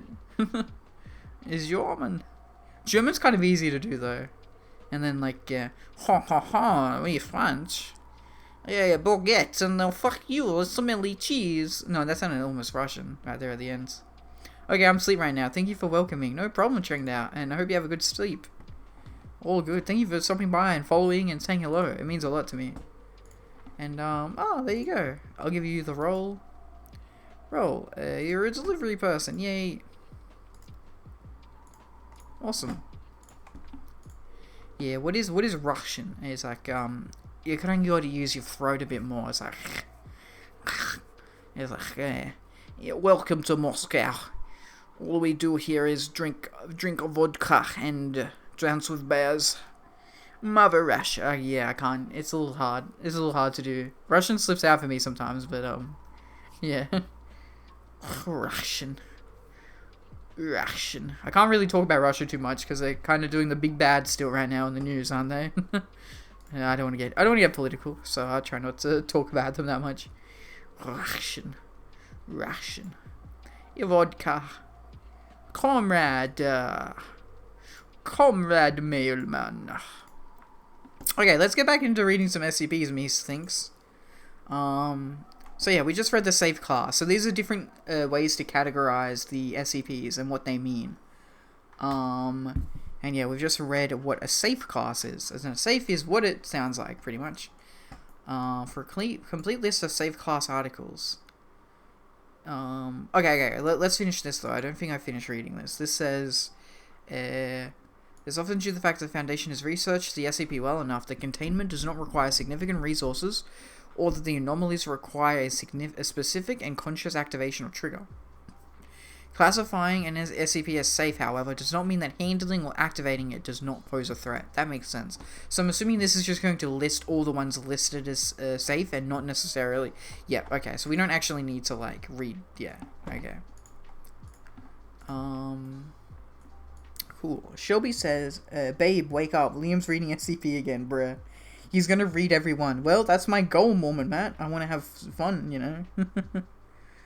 I like chatting, Shelby. I'm sorry. I like chatting to everybody and, you know, talking to them. That's what I find most fun in a stream. Is I could sit here, if people were in my chat talking to me, I could talk to them the whole time instead of just playing a game, you know what I mean? That's kind of what I like to do, more so. So yeah, Euclid. Euclid class SCPs are anomalies that require more resources to contain completely or where containment isn't always reliable. Usually this is because the SCP is insufficiently understood or inherently unpredictable. Euclid is the class object with the greatest scope, and it's usually a safe bet that an SCP will be this class if it doesn't easily fall into any of the other standard object classes. As a note, any SCP that's autonomous, sentient, or sapient is generally classified as Euclid due to the inherent unpredictability of an object that can act or think on its own. Oh, okay. So these are just different tag pages. Okay, that's all good. You can't have fun without on. True. That is how spelling works. Correct, Shelby. Kita. Yep, I know about Kita. Everyone talks about Kita class. Kita class SCPs are anomalies that are exceedingly difficult to contain consistently or reliably. With containment procedures often being extensive and complex, the Foundation often can't contain these SCPs well due to not having a solid understanding of the anomaly or lacking the technology to properly contain or counter it. A Kita SCP does not mean the SCP is dangerous, just that it is simply very difficult or costly to contain. Yeah, makes sense. And then we get into the really weird ones. I don't know these ones at all. Thaumiel. Thaumiel class SCPs are anomalies that the Foundation specifically uses to contain other SCPs. Okay, so I think I understand this, right? So, Safe, Euclid, and Kita, basically, you have to put them into a box. Safe means you can put into a box and close it, and it's not going to get out. Euclid means you put it into a box, but it might be able to escape the box. So you need to put duct tape around the box and make it harder for it to escape the box. But it can do it can chunk it out of the box kind of easy. And then Kita class means you put it in a box and it just instantly breaks out of the box. And you need to create a really, really big metal box for it to stay inside. And even then it can usually get out of the metal box. Thaumiel means it is a box. It is what you put the others inside a Thormeal. You put it in a Thormeal. It is the box. That's what I have been understood to mean what Thormeal means. Even the mere existence of Thormeal class objects is classified at the highest levels of the Foundation, and their locations, functions, and current status are known to few Foundation personnel outside of the O5 Council. Neutralized. Neutralized SCPs are anomalies that are no longer anomalous, either through having been intentionally or accidentally destroyed or disabled. Apollyon. Apollyon class SCPs, anomalies that cannot be contained, are expected to breach containment imminently, or some other similar scenario. Okay, I think I've kind of heard of Apollyon before. Such anomalies are usually associated with world-ending threats or a K-class scenario of some kind. What's a K-class scenario? Oh god. And require massive effort from the Foundation to deal with. What is a K-class scenario? Is that going to be on SCP? Oh no. Oh no, I don't want to get into K-class stuff. Okay. We'll quickly read this, but I don't think we're not going to look at all the SCPs, right? K-class scenarios are hypothetical situations that could have drastic effects on normality or reality, including the end of the world. The Foundation games out what can what does this mean? The Foundation games out what can happen in these events. Okay. And authors on the wiki often reference these contingency plans or times they have failed. The collaborative pages exist to document all K-class scenarios used in the wiki. There is no canon definition for any K-class scenario. This page should not be seen as a canonical resource. Okay. Descriptive, not prescriptive. Definitions are based on usage in articles, not what anyone thinks they should mean. I treated any music as a show block. Okay. Scenarios with multiple uses.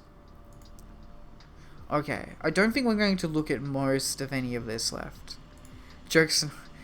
The J. I do want to look at all the J's eventually. J's would be pretty funny. Yeah, okay. AS class AU BB BC. Oh god. Oh god. I don't know what any of this means. Okay, so yeah, we don't need to really look at those anymore. But it just means it's really bad and the world's gonna blow up or something dumb like that. And some require massive effort from the Foundation to deal with. Archon or Archon. Archon class SCPs are anomalies that could theoretically be contained, but are best left uncontained for some reason. Archon SCPs may be a part of consensus reality that is difficult to fully contain, or may have adverse effects if put into containment. These SCPs are not uncontainable. The defining feature of the class is that the Foundation chooses to not put the anomaly into containment. So yeah, this kind of goes back into the whole idea where the Foundation could be doing some extra sketchy stuff. You know, they're like, you know, they have ulterior motives, basically. They could be doing some other stuff. And using the SCPs not how they're intended to use. They're not containing them, they're using them to gain something. Okay, and then we have a bunch of other ones. Okay, non-standard object classes. The following object classes are subclasses that supplement the object's primary or former classification. Explained SCPs are commonly articles about anomalies that are completely and fully understood to the point where their effects are now explainable by mainstream science or phenomena that have been debunked or falsely mistaken as an anomaly. Okay, we don't need to look at all this. And X, and okay, and -X, which stands for explained. SCP is one we have figured out. It is an SCP that is no longer an SCP either because it has become commonplace, we worked out the physics behind it, or has otherwise become a complete non-anomaly. Okay, so is this just a completely different list of SCPs? Oh god. Oh no. That means I need to add it to like my joke list then, pretty much. Yeah, SCP-002. Okay, so this is a different list. Okay. Okay. I need to bookmark this anyway. And then we have explained ones. Oh god. Okay, and then we're not gonna read SCP-002. That's fine. Or bookmark it, I mean. Liam, I have a confession. What is your confession, Shelby? What must you confess to the father of sins? You know, in his spare time, the mailman does not just deliver parcels to everyone in the world. He's also a mentor figure for those who are in need, you know. I'm cheating on you with Joe Mama. Haha, so funny. I hope you're not cheating on me because we are not in any position to be cheated on or with, so I hope it's with Joe Mama. Joe Mama is the only one I will allow it to be with. Did you really not think... Shut up, we are never ever getting back together. Can I try and sing that right now? Oh, let's not open it up on this. Oh god, okay. Good thing there's nothing on my browser page. Shelby, there's no way in a million years I would have fallen for Joe Mama. Like, come on.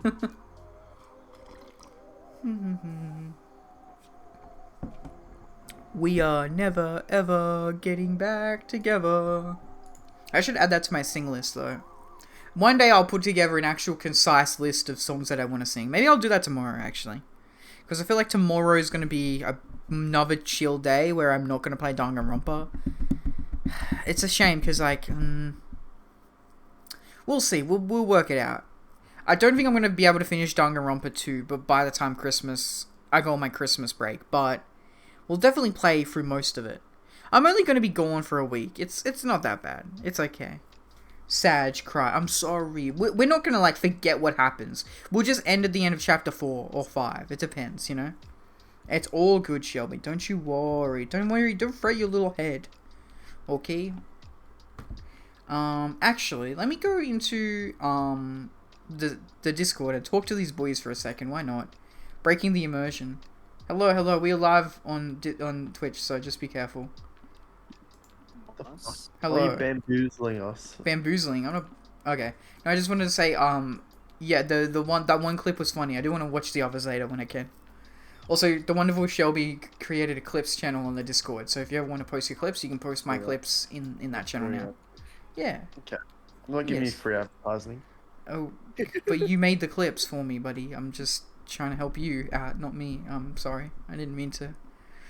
Okay, it's all good. Then I'm just gonna go back to my SCPs. It's okay. Have a good evening. Enjoy your Dead by Daylight or whatever. Bye, man.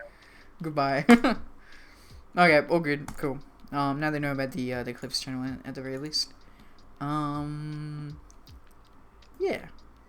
Let's get back to reading. Pending. SCP articles that have not yet been assigned an object may be labeled as pending. This is used to indicate the Foundation is actively researching the anomaly, but doesn't have enough information yet to give it an object class. This is a deliberate decision to emphasize that a story is ongoing, and isn't the same as the author not knowing which object class to assign. I see. So is this also going to be... No, this is like just actual, like, proper SCPs. Okay. Pending, and they don't know. They themselves don't know. Mormon did a crying emoji. I guess I'll have to get my DR filling somewhere else. Yeah, Shelby, I have Christmas. I have family. I'm sorry. But you unfortunately cannot expect me to play Danganronpa during Christmas.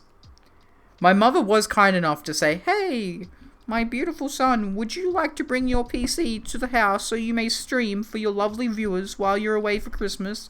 And I told my mother, no thank you, because the only time I'm able to actually unplug and get away from technology is when I'm seeing my family, and I like to read instead, so...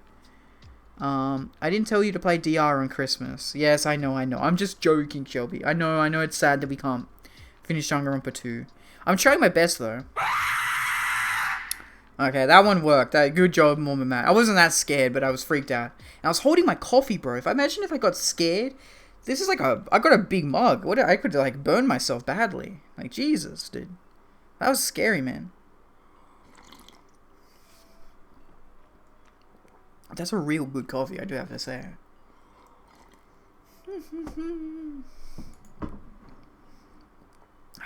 But yes, you scared me, Mormon Matt. Good job, buddy.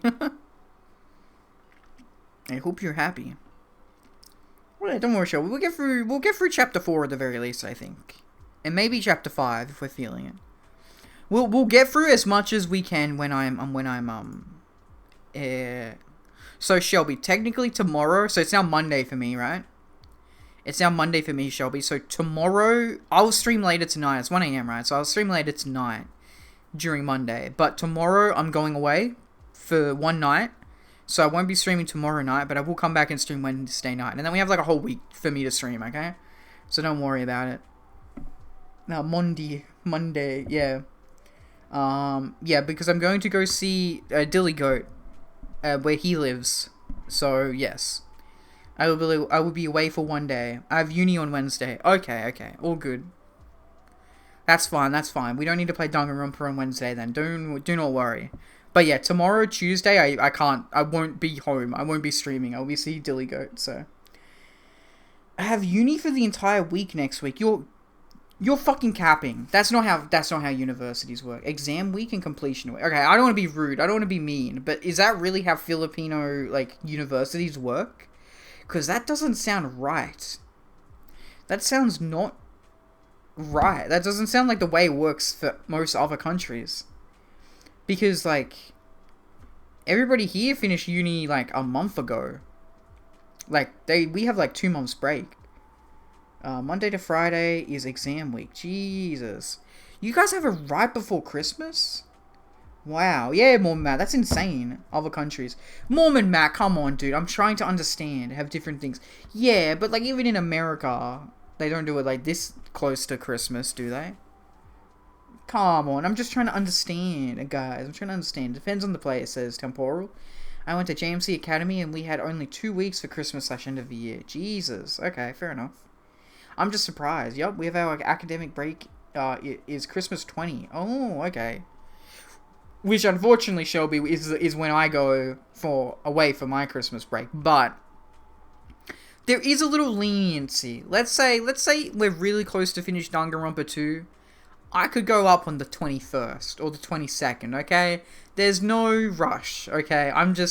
That's the general time I want to go up to see my family, okay? So, if we're really, really close to finishing Danganronpa 2, then I'll leave it a day, okay? Because, like, it doesn't bother me, like, at all. Like, it really does not. We always have exams right before Christmas. That said, they pushed a 3-year course into 2 years. Jesus, Temporal. That's insane. That's absolutely insane. Okay, let's keep reading. Esoteric / narrative classes. Esoteric object classes, also occasionally referred to as narrative classes, are object classes that do not fall into any of the above sections. They are generally only used once and are created to further the narrative in a particular SCP. It is highly recommended that SCPs use one of the standard object classes listed here. While some authors choose to introduce exceptions to these rules, they are only very rarely done and need to justify their existence and placement. Many site members will downvote for non-standard object classes if used without merit. Esoteric objects. I think I already have this one open, right? Yeah, I want this one going. A comprehensive list of esoteric classes. Yep, cool. We already have it open. Nice. Oh, ads. Sorry. Oh, good. Oh, good. Okay. Okay, I should say. Temporal's still here, so I can answer him at the very least. It was fun, tons of good memories, and so many times classmates made fools of themselves. Not good people. Oh god. Jesus. Rip? Not good people. Rip? Jesus.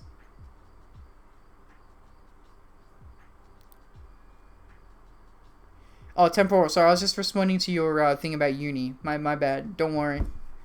Because you're still here because of ads, so... Because Shelby can't watch your ads. I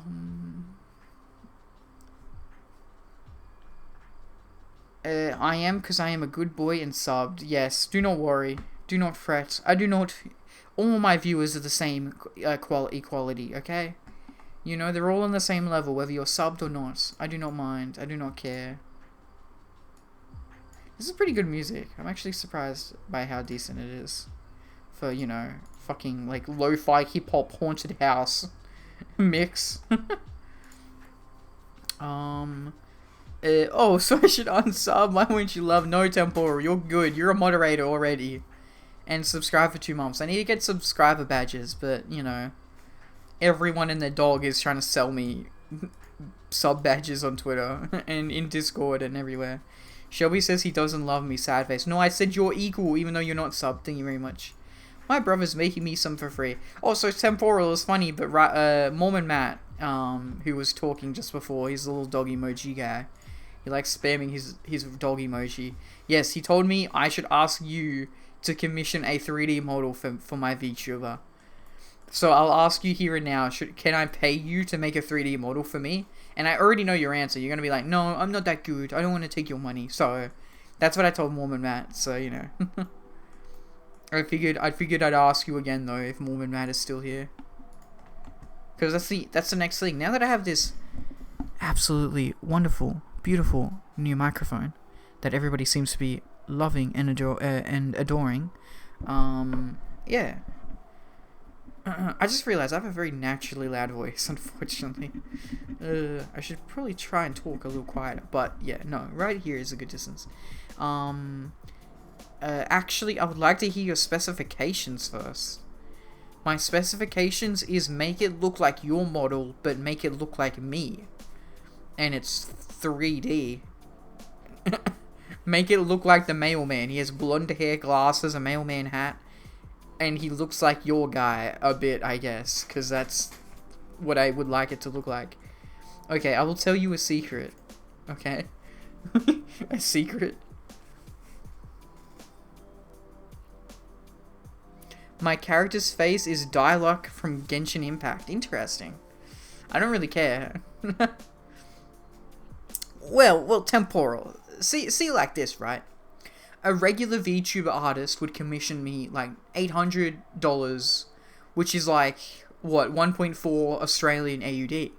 But if I commission a model from you, and you're stealing assets from other locations, well, I only have to pay you like $100, $200. So you're still getting a good decent amount of money, but for less work. So don't we all win here? I pay cheap price for cheap work. You know, think about it. I can't do heads, so I Redo polygized his head. I don't even know what that means. 800 USD, what a ripoff. I'll go no higher than 799 and 100 cents. That's funny, that's good, that's good.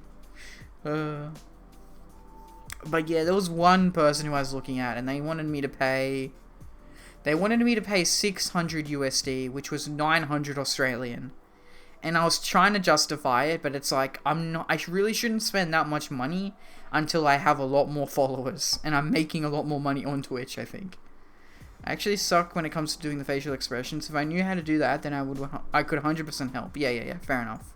I get it, don't worry. It was just more than Matt told me to ask, so I figured I would bring it up again. Because I remember talking about it to you before. Because I still have your tutorial bookmarked, I believe. I would open up my bookmarks right now, but I'm streaming, so I want to be careful that none of my bookmarks are like gonna dox me. If I can figure out how to import models to VRoid Studio, then yeah, commission's open. Hell yeah. Make some money. You do them dirt cheap. Do them dirt cheap, buddy, and, you know, make a little bit of extra money. And just be honest with them. Just be like, hey, I just take models from other games. Like, ooh, you got those NSFW bookmarks saved? No. What is my folder called? I think my folder is called H. My sussy folder, it's called the letter H. And you can guess what H stands for. It's very easy to guess what the letter H stands for in relation to NSFW stuff. And that's where that's the sussy bookmark folder. Not on my, it's not like open, but you know, I don't want to show anything like private info. I don't want to show any private info.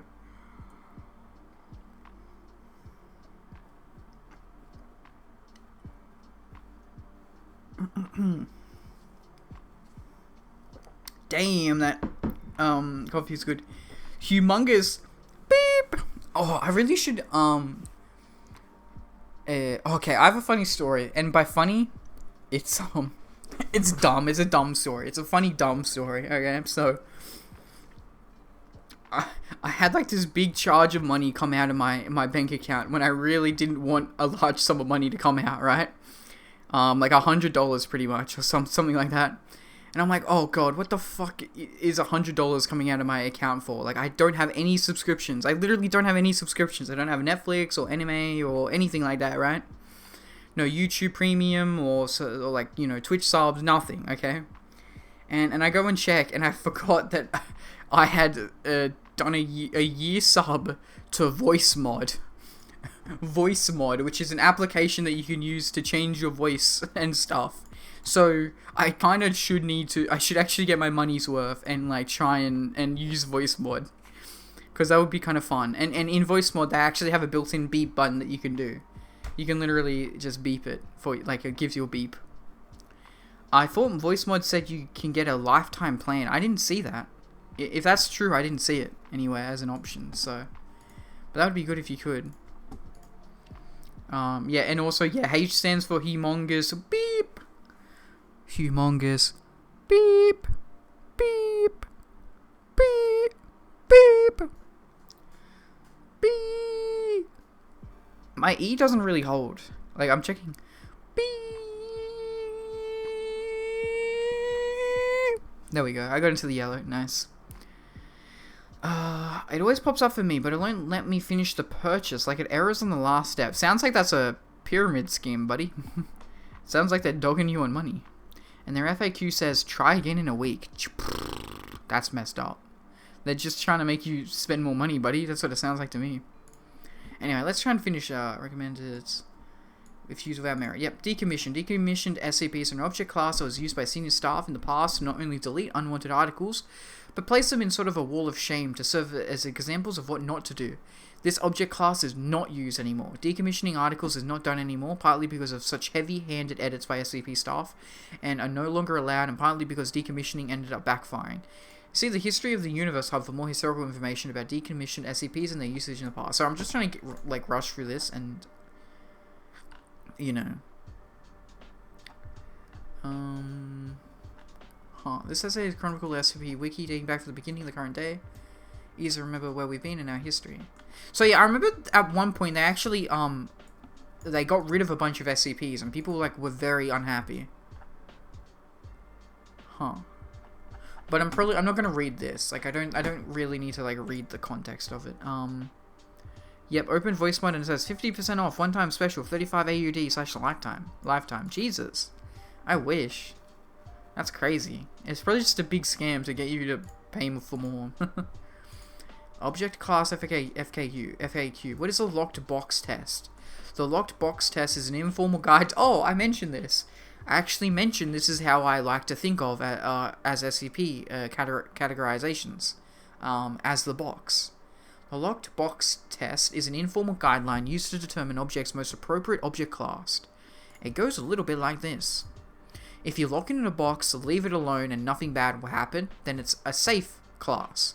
If you lock it in a box, leave it alone, and you're not entirely sure what will happen, then it's probably a useless class. If you lock it in a box, leave it alone, and then it easily escapes, then it's probably a Keter class. If it is the box, then it's probably a Thaumiel class. If you can't fit it in a box, and it's about to end the world, then it's probably a Polyon. And if you could have locked it in a box, but then you chose not to, it's probably an Archon class. Note that as a special consideration, something that is autonomous, alive, and or sapient is almost always at least useless class. That is, if you lock a living thing in a box and forget about it, it will eventually suffocate or starve to death, and that's not a good outcome. Something that is intelligent could also end up being smart enough to outwit its containment procedures and or stop cooperating with the Foundation's attempts to contain it, making it more dangerous than it otherwise might be.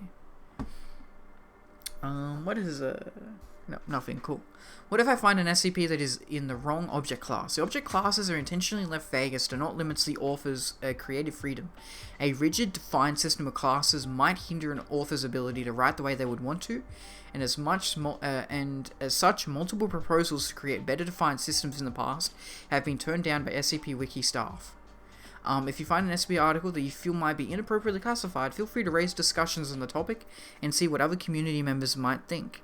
If the explanation is not to your satisfaction, feel free to express your opinions on the matter and vote accordingly on the page. If an SCP is very dangerous, should its object class be higher? No. Yep, I brought this up multiple times in the stream. I know this. No, danger does not really affect an SCP's object class, as has been reiterated several times above this. An item's object class is more based on the difficulty of containment rather than the danger it otherwise poses. For example, a button that can destroy the entire universe when it's pressed would be safe, whereas a cat who randomly switches places with another cat anywhere on Earth would be considered Keter. I like that they explain this. It's about how easy it's for them to contain, not if it's going to hurt other people. I like that. It makes it like more interesting. And then I guess we'll go through. Let's not look at this. Anomaly. Oh god. Okay. Voice mod is still erroring. Oh my god. Yeah, makes sense. Okay, so this is like one-off esoteric things. So I don't actually need to look at these. I think. Yeah, I don't need to look at those ones. Threat level. Some newer Foundation reports include an indicator dubbed threat level. This allows one to eliminate the level of, estimate the level of danger a specific SCP presents should the object breach their containment. Attention, this is a reminder to all personnel that this classification system is strictly complementary to the classifications already in use. There are 7 levels, each represented by a color. White. The object is beneficial to the Foundation and its use is strictly regulated, as detailed in the object's special containment procedures, often assigned to safe class objects. Blue. The object might be beneficial, but its mechanisms are poorly understood or remain unknown. This applies to items with undefined properties or to entities that react differently to different individuals, often assigned to safe and useless class objects. Green. The object is not beneficial, but isn't harmful as long as it's handled correctly, often assigned to safe and useless class objects. Yellow. The object is harmful but easy to recontain. This may indicate that it can quickly be brought under control as long as certain easily achievable conditions are met. May be assigned to either safe, useless, or even catered class objects. Orange. The object is unpredictable, exhibiting dangerous properties, and is difficult to recontain. It is generally the lowest level assigned to humanoid entities, often assigned to useless and catered class objects. Red. The object is highly unpredictable and possesses considerable destructive capabilities. A containment breach may escalate into a K-class scenario. And remember, K-class means end of the world pretty much. Like, whole world's going to explode or it's going to destroy a big part of the world or universe. And the object's recontainment is to be considered a high priority, often assigned to useless and catered class objects. Black. The object possesses the capacity for destruction at global scale. Moreover, containment breaches by such objects are to be considered synonymous with an XK class. Oh god, what is an XK class scenario? What is that? Oh no. I don't know what the fucking XK class scenario is. I know what a K1 is. And its recontainment and or neutralization is to be considered top priority. It is chiefly assigned to key class objects. Important note, if an object has the tendency to change its behavior under circumstances not yet identified, and may be assigned a secondary threat level. If the threat level has yet to be assigned, the proper term is undetermined. Example, if the object is a pebble that causes the destruction of the known universe, if it gets head-butted by a one-legged saxophonist clad in a pink tutu made of 100% coffin, and this property is fairly unknown, it will receive the threat level designation of black and object class of safe. Okay, safe because of the sheer unlikelihood of a containment breach ever occurring in the first place. I want to read this again, okay. A pebble that causes the destruction of the known universe if it gets head-butted by a one-legged saxophonist clad in a pink tutu made of 100% coffin. Hey, at least that'd be a good way for the world to go out, you know what I'm saying? It would be safe because of the sheer unlikelihood of a containment breach ever occurring in the first place, even if it can't be absolutely zero, and black because it has enough destructive capacity to invariably cause the XK class scenario. Conversely, a humanoid who sticks their tongue out and can teleport at will by telling bad jokes becomes the object class useless and threat level orange. Yeah, because like it's just a human. You just kill a human, you just shoot them. But like you can't contain them because they can teleport, yeah. So we're looking at the K-class scenarios again, just because what is an XK? What is an XK class? Scenarios with multiple uses. Each of these letter combinations have been used at least twice on the wiki. They are presented alphabetically by K-class, followed by non-K designations and oddities. GH gets to be special by seniority. For one-off scenarios and versions seen only in J, scroll down. Okay. Okay. K/O. Okay, so I don't really know how to, like, look at this. I don't really know how to follow this very well, honestly. Yeah. CK. K. Yeah, okay, most things are... Oh, unspecified K classes. Oh, okay. Yeah, okay. Okay, we can just look at this. AK class, end of the world scenarios. Related to a memetically spread behavior or madness. Could be apocalyptic. Example, people prioritize the behavior over eating/survival. Or just radically reorient society around the behavior. Some of these links just say AK class, end of the world without defining it. Alternative titles. AK class, madness, and Lord scenario. Okay. So AK. Okay. Huh. The support page also asks you to put in your email twice, separated by a ton of questions. I don't think I want voice mod. Yeah, that's a shame. Because I think voice mod is okay. Like, seems pretty decent. I've used it before, and it was okay. But yeah, it does seem like a little finicky. Also, I couldn't cancel. So when I had the payment come out, temporal, guess what? I tried canceling my subscription, and I couldn't. I couldn't find it anywhere. They said go into open. You have to open up the application, which already pissed me off. It's like, so I have to download the application. I can't do it on the website online. I have to download it, and they say go into settings and go here. And then I went to settings, and it just isn't there. There's nothing there. I feel the company is quite dodgy. The thing is, a lot of streamers use it, and they say it's good. So it's kind of weird that they would be considered dodgy.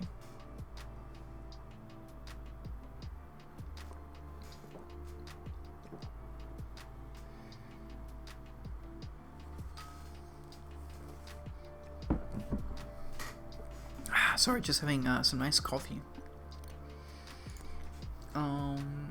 Yeah, so I guess we'll go through all of these, like, class scenarios. I don't think I'll bother remembering them, but, you know. ADK class. Complete anomalous destabilization scenario. Okay, so yeah, class in the world. Okay, yep, cool. A general scenario which occurs when the anomalous reclaims the Earth. Typically occurs 1 to 3 years after an unspecified human extinction event or an SK class dominance shift. Okay, yeah, which is this one. SK class dominant shift scenario. Another species or civilization surpasses humanity as dominant species or vice versa. What does that mean? Humanity surpasses? Oh, okay. Let's not read SCP-1000, though that does seem pretty interesting. Yeah. And then CK. Reality is changed by a deity / reality bender / retro casual altering of history, etc. These can be radical, broad changes representing a true end of the world, or small localized changes. See also RK.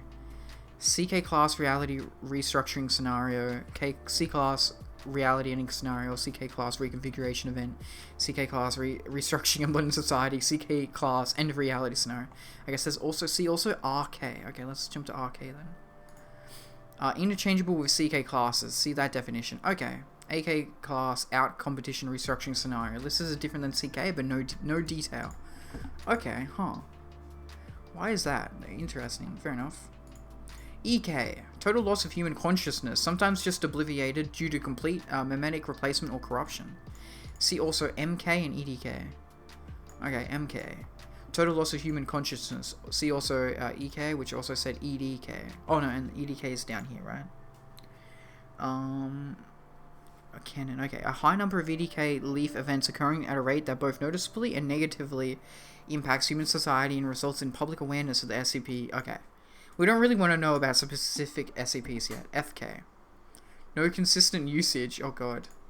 GK/GH, officially appearing in the Marianas Trench document, where it meant that humans are endangered and extinct, but Earth is still fit for habitation. Usage of G-class scenarios in SCPs is inconsistent, but usually involves habitability. Dead greenhouse, colorless plague, broken greenhouse. I see. HK. A god shows up and takes over. Note to self: HK is kind of based and fucked up. God. IK. Civilization collapses. Simple. LK, something about humanity is altered. LK class restructuring events. Personality transmutation event. Change of species scenario. Interesting. MK, yep. Total loss of human consciousness. Yep, we did that one. This is NK. A self-replicating SCP or object reproduces out of control, causing contamination to the planet, filling, replacing the world of itself or similar situations. Named for a hypothetical scenario where self-replicating nanomachines malfunction and turn the whole world into goop. Goop. That sounds like a good way to go. PK fire. An event in which a hyperreal consciousness collapses all hyperrealities into the same metaspace, resulting in total narrative collapse from incomprehensibility and annihilation of consciousness. Okay, interesting. QK, a specific physics-based end of the world. For other physics-based, EOTW, see VK. Okay, VK. No single consistent usage, but basically always used in physics-heavy articles. See also, yeah, ZK, YK, and QK. And then, yeah, VK, ZK, and YK. ZK. Reality is fundamentally broken or eliminated, usually due to physics stuff or an SCP that annihilates things by nature. Sometimes this happens in a limited localized area, originally used in physics-heavy articles, but may have graduated to broader use. And then also YK. Basically always a physics-based apocalypse, usually has a specific sub-designation. Okay, cool. So QK, RK, interchangeable with CK, yep, cool. SK, another species of civilization who survives humanity, yep. TK, a massive CK class restructuring took place that resulted in the breaking and repair of the timeline. But like a broken vase, the repaired timeline is flawed with events that don't line up and things that happen without a cause. UK, no consistent usage. VK, yep. WK, one or multiple non-human species become extinct. Ooh, okay. XK. So this is the main one. XK, class, end of the world scenario. Most common and broadest meaning. Covers just about any apocalypse. Religious apocalypse, humanity destroyed, Earth destroyed, the universe destroyed, etc. Some XK scenarios may fit well under other scenarios, such as ZK, but these definitions aren't mandatory. That's all we need to really read from that, I think. Anomaly. Oh, okay, so this is just like the little pictures. Okay. Yeah, this is like a image guide, I think. Anomaly classification system, ACS guide. What is ACS? ACS is a new classification system that adds further depth to the already existing object class system. It is not intended to replace the current object system, it is only meant to enhance it. Database of all ACS articles. Huh. Up to date as of last year. That's a while ago though. Examples. ACS bar. Item blank level 2 restricted. Disruption class. Oh god. So yeah, I don't understand a lot of this stuff. I understand, yeah, like, oh, no, I don't want that. I understand, like, USOLID, right, containment, but disruption and risk, I don't know. Those are new to me.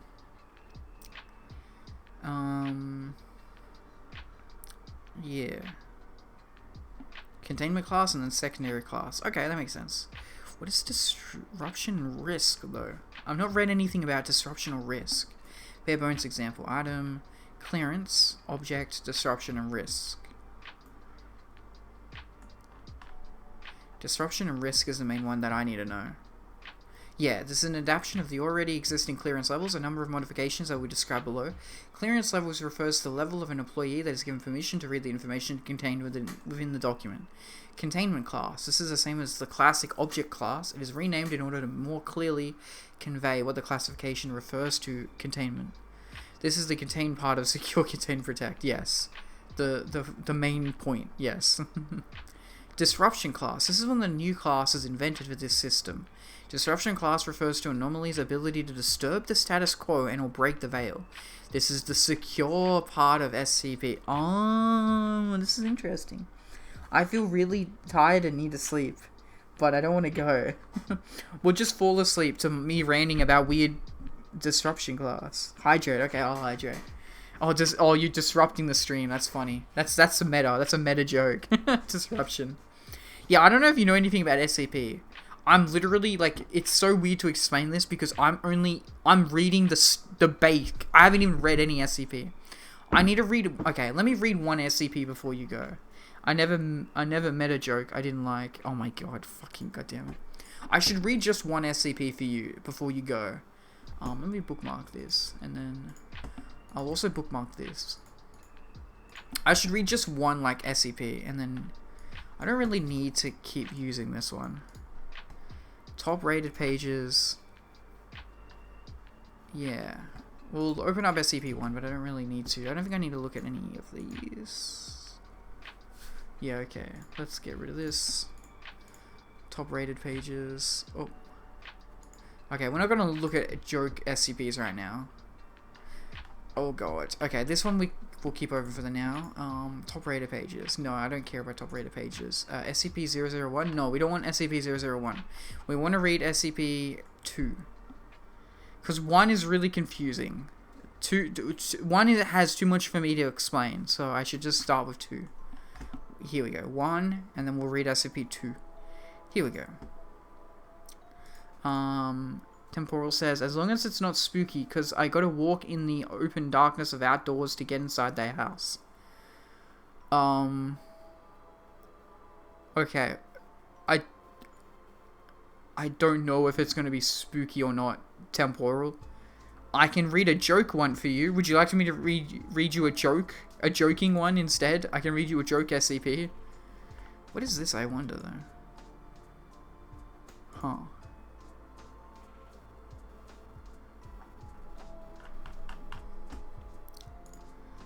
Sure. Also, odd question for you. Will you be reading more SCP in the future? I want to. I want to turn this into like a reading stream. I feel like this is going to be fun if I do this. Also, the idea is to like have people come in and they would give me an SCP to read. Because there's like 8,000 SCPs now. So right now I'm going to read like in order, you know, 2, 3, 4, 5, etc. But eventually people could come in and they'd be like, hey, read SCP 1469. And I'll be like, okay, let's read that one. I was going to say, people could give you a number for you to read. Yeah, sure, yeah. Exactly. I think that would be fun. That's what I want to do, Temporal. Yep. Don't you worry. Okay, let me open up joke SCPs again. Joke. Here we go. Do we have 2 joke? Here we go. Okay, here we go, Temporal. We'll read SCP number 2. Joke. I gotta find new stuff to stream. My channel is stagnating.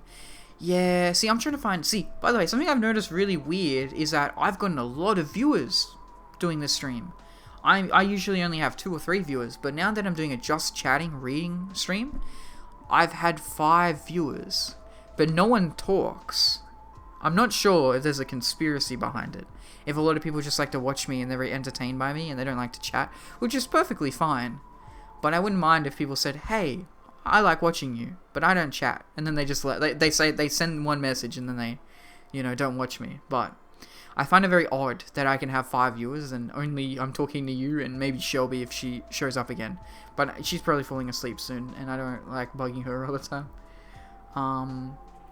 I have had quite a few people jump into mine and watch for 10 to 15 minutes and then leave without saying a word. I don't mind that. That's normal to me. That's perfectly normal for me, but I get it.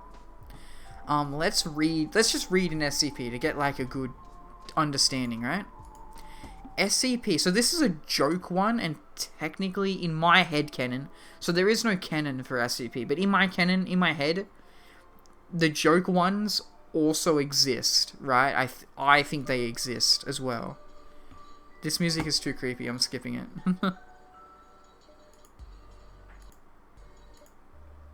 There we go, okay.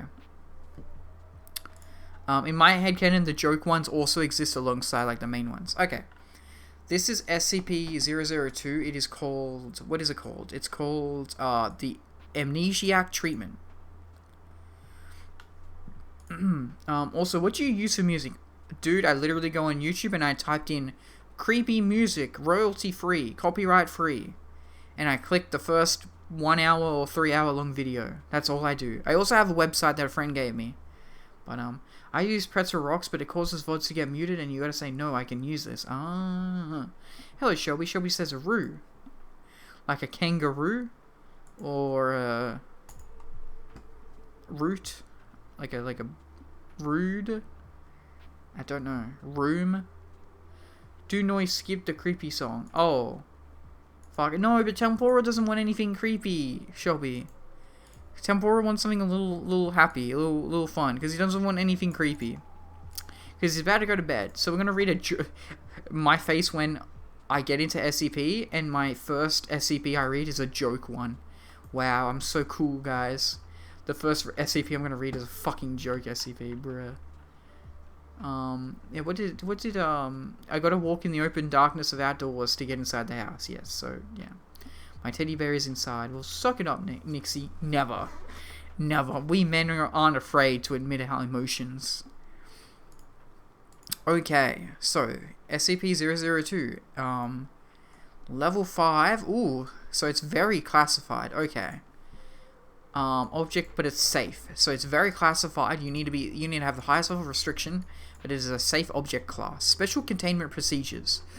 All instances of SCP-002-J are to be kept inside Site-200's mental health facilities and given proper treatment for symptoms including anterograde amnesia, retrograde amnesia, dementia, Alzheimer's, cerebral flatulence. What the fuck is that?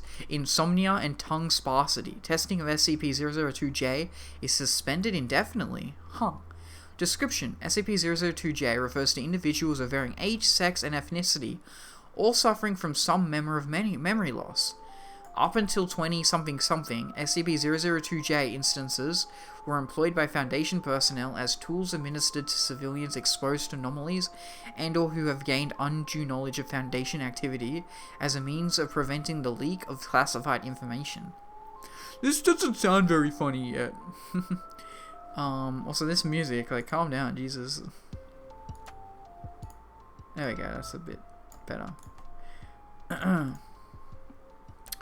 Undue knowledge of Foundation activity as a means of preventing the leak of classified information.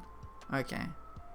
When employed properly, SCP-002-J instances between 4 and blank, comma, blank, blank 4. What? When employed properly, SCP-2-J instances between 4 and something 4 swarm targeted individuals, typically invading individuals' personal space and engaging them in a series of questions to distract and befuddle the persons long enough for Foundation personnel to evacuate the area. Questions frequently asked have included: "Who are you? Where am I? Are you alive? This isn't where I parked my car. Where do whores go?" Oh, that's a Tyrion Lannister quote. Oh, where do whores go? You're not Alan. How am I trespassing? While proven effective for blank amount of years, instances of SCP-002-J began to inadvertently reveal information regarding the Foundation to civilians. In many cases, SCP-002-J instances had gained knowledge of several memetic SCPs and used blank containment breaches as a result. This event necessitated a mass recall of all Foundation amnesiacs while a more effective tool was developed. In the intervening period, personnel were authorized to use Agent PBR, Agent 1800, and Agent MD-22 to induce memory loss in civilian witnesses. Attempts to discern how SCP-002 gained knowledge of sensitive Foundation information were largely unsuccessful. An interview is logged below. Transcript of a conversation between Dr. Marlowe and SCP-002-J. 41. Okay. Begin log. Dr. Marlowe. Hello, my name is Dr. Marlowe. SCP-002. Who are you? Where am I? Dr. Marlowe. I'm Dr. Marlowe. You're at Site 200. Is this Site 19? Can I ask questions here? I just told you this is Site 200. I can't ask questions here? You're... okay. Do you have any memory of the events that occurred yesterday? In the afternoon or evening? In the afternoon, please. Dang, I was afraid of that. Just stay focused. Do you remember the incident that took place that evening then? I don't mean to be wasting your time. I'm sorry. Are we cool yet? How did you gain knowledge regarding SCP something? Is that the sphere? Oh wait, the one that's definitely not a sphere. No, it's redacted. Beep. R or ear? What? Huh? How did you learn about SCP? The redacted. I don't know. How much longer is it going to take? I don't remember if I walked here or drove. I can't find my keys anywhere. We're just about done, I think. Great, I've been meaning to catch up on Redacted, but for the life of me, I just can't remember what episode I'm by. Been distracted by the news, you know. Speaking of which, you hear about that thing down in Semophrace? You beep. What a very interesting SCP. Sorry, okay. Oh god, sorry, I was reading this whole time, so I wasn't, yeah. I live in a haunted house. It's spooky enough. Don't skip the creepy song. No, I didn't skip it. I turned it down a bit. Cerebral flatulence could be a brain fart, so just forgetfulness. Oh, I see. Stop skipping the good song. Sad. Angry face. Liam's skipping the previous song. Grrr. I'm sorry. I wasn't skipping it. I just turned it down. I can turn it up a little bit more. I think it's at a good volume right now, though. There we go. We read one SCP. We read SCP-002J, which was, from my understanding, a bunch of flying little ants or bugs that, like, tell you questions. It was very weird, but interesting.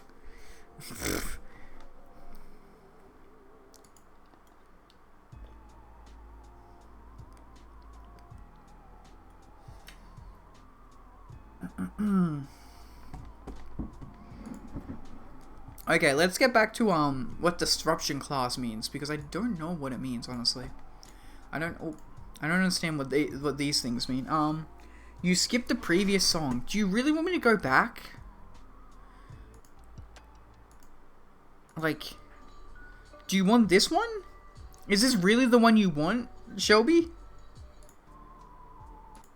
There you go. I guess I'll let it play then if you want it that bad. There you go, Shelby. It's funny because this is called Haunted House Lo-Fi Hip Hop Mix, so it is lo-fi horror music. I am sorry, Shelby. Got mad at you. Rip. I'm the really creepy one. Yes, I won. Okay, well, I guess we're playing it now. It's really not that creepy. It just doesn't sound nice to me. Send me the link to the song. I don't know what it is, but I'll look for it. I'll send you... So, Shelby, it's like 1:30ish. I don't know what the song is called, but it's at 1:30. Boop. Oh.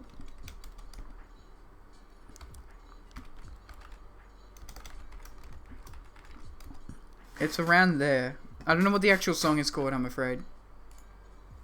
I do not know. Anyway, yes, let's keep finishing reading. I'm gonna get through, like, the base things before I end the stream, like, the base pages, you know what I mean? Not the base pages, but, like, the basic ones, so I understand kind of, like, the groundworks of SCP.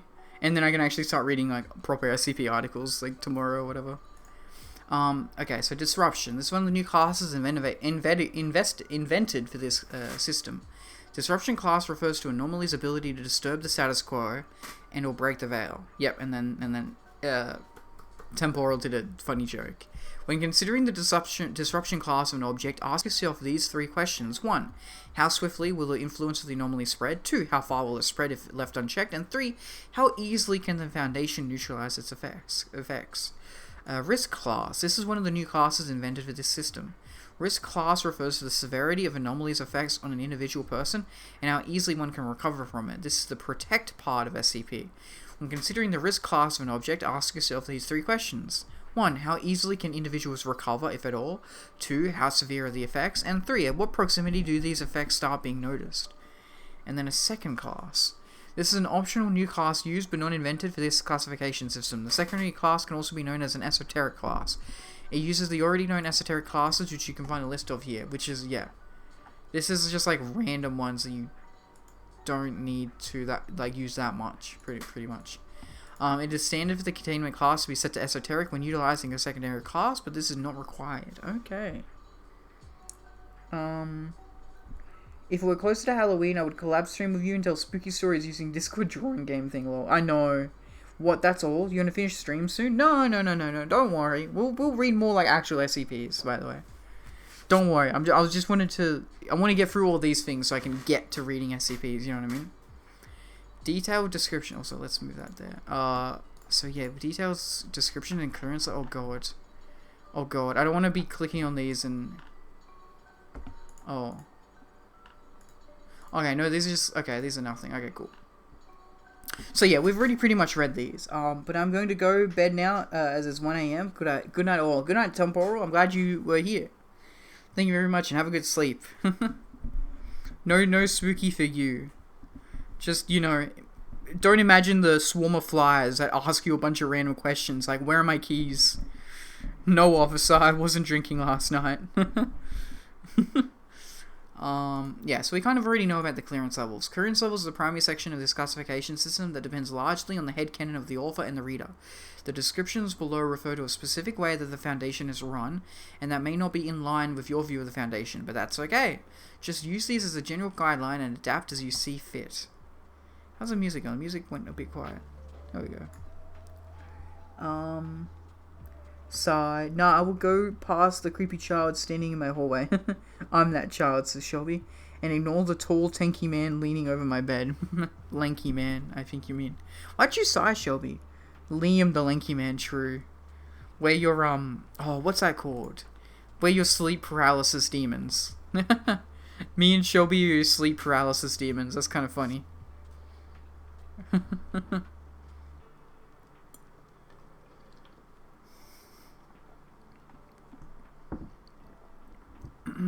I will say, Shelby, it is 2 a.m. and I don't want to be super rude to everybody else in my house, so I will want to wrap it up soonish.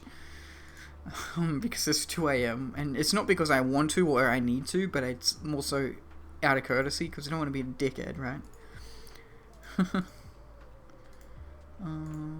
we go, that looks good, so I think, cool. Okay, but we will, yeah. I will say, if you have a favorite SCP that you would like me to read, Shelby, then feel free to drop the numbers and I will read it. Ooh, my initial creation for Temporal was a nightmare dream called Temporal Vox, who made nightmares for the next 3 to 4 months, more horrifying where I could no longer wake up from them. Jesus. So I made her a character in a game, and she left the nightmares. Well, I mean, I guess that's good. That sounds like an SCP, it's Temporal. Shelby, why are you sighing? Stop sighing, it's rude. It's very rude to sigh. Yeah, unrestricted. This document is available to all Foundation employees. If someone gets a regular paycheck from the Foundation, they can see this document. Level 2, restricted. So unrestricted, restricted. This document is available to the majority of employees upon request, and the employee has a subordinate, then they are already granted level 2 access. If an employee does not have any subordinates, then they must request access to the document from their supervisor. Level 3, confidential. This document is available to the minority of employees. The primary and administrative staff of a site will have level 3 access. If an employee has a subordinate but does not have level 3 access, they must request access to the document from the site administrative staff. If an employee does not have a subordinate, they must request access from the supervisor, who will then request access from the site administrative staff. Level 4, secret. This document is only available... Here you go, another creepy music. Creepy song, Shelby. I will turn it down a little bit, though. Favorite SCP is 999. Is that a joke? I wonder if that's a joke at all because of the game. The 999 game. But I will read that one then. I will read that SCP for you because I'm such a nice person. Let's bookmark SCP-2. Yeah, SCP-4, level 4 secret. This document is only available to site and Foundation administrative staff. Access to employees without level 4 access will generally be declined and only approved for very specific purposes. And then level 5, top secret. This document is only available to the highest Foundation administrative staff, such as the Ethics Committee or the O5 Council. What the fuck is... Anyone without level 5 access will always be denied. What the fuck is this? Level 6 cosmic top secret. This document is only available to a member of the O5 Council. All access to this document is granted solely at the discretion of an O5 Council member. Holy crap. Is an actual SCP. I know it's a real SCP. They have 8,000. Okay, I'm going now for realsies. I will look throughout the night though. Oh, good Temporal. Don't worry. Very cute SCP. I love it. Wow. You read his... I said I'm reading 999, Shelby. Don't worry. Don't worry. I've got to read through this. Containment class. Yeah. Under ACS, Thormule is considered a secondary class, not a containment class. Safe, Usilid, Kita, Neutralized, Pending, Explained, and Esoteric. And we already read the object classes. So, yeah. Cool. But I'll read it. Okay, I'll read. Okay, I can quickly skim through this. Because the second class, Apollyon Archon, Subpungus, Decommissioned, Heimel, Timat, Tichondria, Thormule, and Uncontained. These are all new ones. Esoterics, okay. Not all secondary classes options are listed here. These are only options of which icons are being created. Please refer to the esoteric class pages.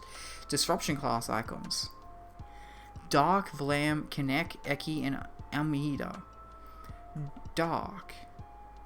Chosen as an easily understood baseline in the same vein as safe. Okay. Dutch for flame, generally a candle flame. Kinect.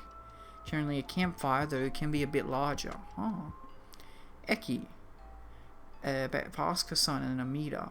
Has a plethora of meanings, but in this case it is referring to the Buddha or eternal light. Okay.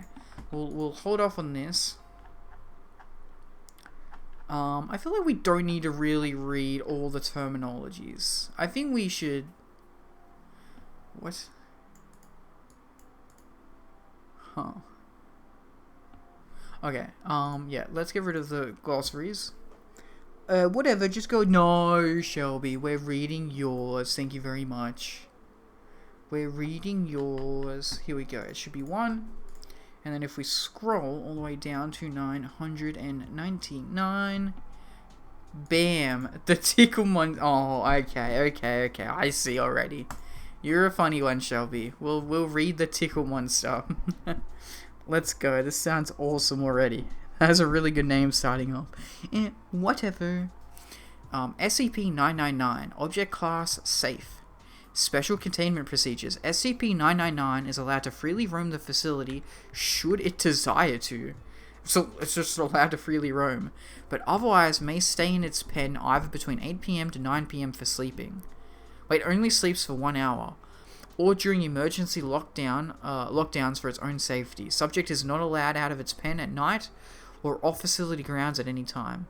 Pen is to be kept clean and food replaced twice daily. All personnel are allowed to inside SCP-999's holding area, but only if they are not assigned to other tasks at the time, or if they are on break.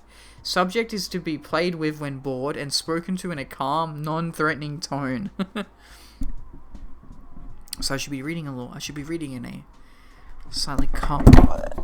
Immediately knocks the mic over in a very calm, relaxing tone. Okay. Yeah, let me get a little closer. Okay, hopefully this comes across okay. Description. SCP-999 appears to be a large, amorphous, gelatinous mass of translucent orange slime, weighing about 50 kilos or 120 pounds, with a consistency similar to that of peanut butter. Subject's size and shape is easily malleable and can change shape at will, though when at rest, SCP-999 becomes a rounded, ovate dome, roughly 2 meters wide and 1 meter in height. The surface of SCP-999 consists of a thin, transparent membrane similar to that of an animal cell, roughly half a centimeter thick, and is highly elastic, allowing SCP-999 to flatten portions of its body up to 2 centimeters thin. This surface is also hydrophobic, although SCP-999 can willfully absorb liquid. See Addendum SCP-999-A. Addendum 999-A. Reminder to all staff, SCP-999 is not to consume caffeinated soft drinks of any kind. Well, buddy. Good thing I'm not SCP-999, baby. Last week, someone gave SCP-999 a can of cola along with its usual breakfast. Not only was it literally bouncing off the walls for half an hour, the carbonation made SCP-999 visibly queasy afterwards, and it refused to move or eat the rest of the day. SCP-999 has thankfully recovered since, but the staff member in question has been reprimanded. Dr. Blank. Interesting. The rest of SCP-999's body is filled with a viscous orange substance of unknown chemical makeup, though it is capable of digesting organic materials with ease.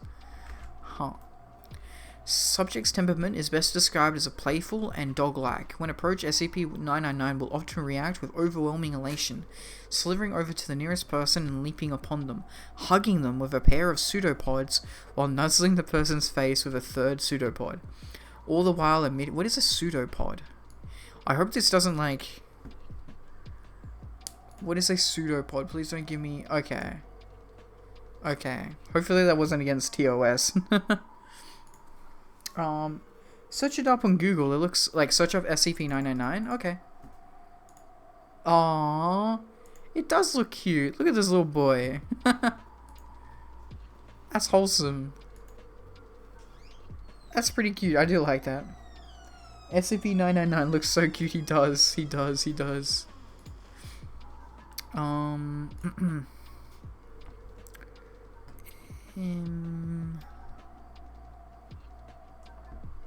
As a playful dog-like. Yep, hugging. Pseudopods are nuzzling the person's face with a third pseudopod. All the while emitting high-pitched gurgling and cooing noises. The surface of SCP-999 emits a pleasing odor that differs with whomever it is interacting with. Recorded scents include chocolate, fresh laundry, bacon, roses, and Play-Doh. Trademark. Best boy is such a cutie. I have to agree, it is really cute. Simply touching SCP-999's surface causes an immediate mild euphoria. So it's literally like drugs. This is a living, breathing like drug. Slime boy, which intensifies the longer one is exposed to SCP-999 and lasts long after separation from the creature. Subject's favorite activity is tickle wrestling, often by completely enveloping a person from the neck down and tickling them until asked to stop, though it does not always immediately comply with this request. Though injuries may occur, SCP-999 has never been found to purposefully attempt to harm others, and will immediately back away and contract its body into a quivering mound while gurgling in a manner similar to a whimpering dog, seemingly apologizing for hurting someone on accident.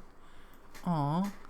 While the creature will interact with anyone, it seems to have a special interest in those who are unhappy or hurt in any way. People suffering from crippling depression or PTSD, for example, have reported having a far more positive outlook on life after multiple interactions with SCP-99. Wow, he really is like a really wholesome boy. The possibility of manufacturing antidepressants from SCP-999 slime is currently being discussed. Oh. It is so weird that the Foundation will sometimes just do something good. Occasionally. In addition to its playful behavior, SCP-999 seems to love all animals, especially humans, refusing to eat any meat and even risking its own life to save others. On one occasion, leaping in front of a person to take a bullet fired at them.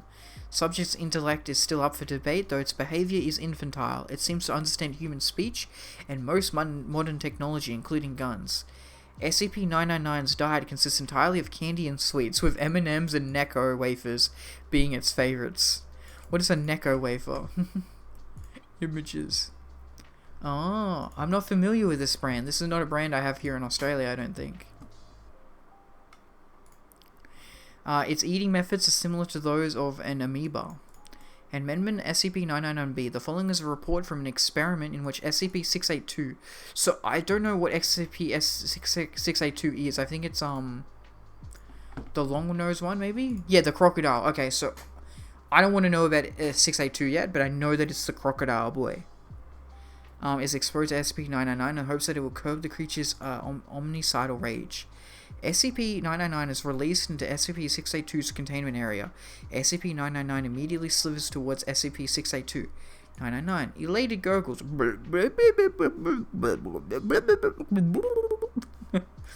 682 unintelligible groans, growling.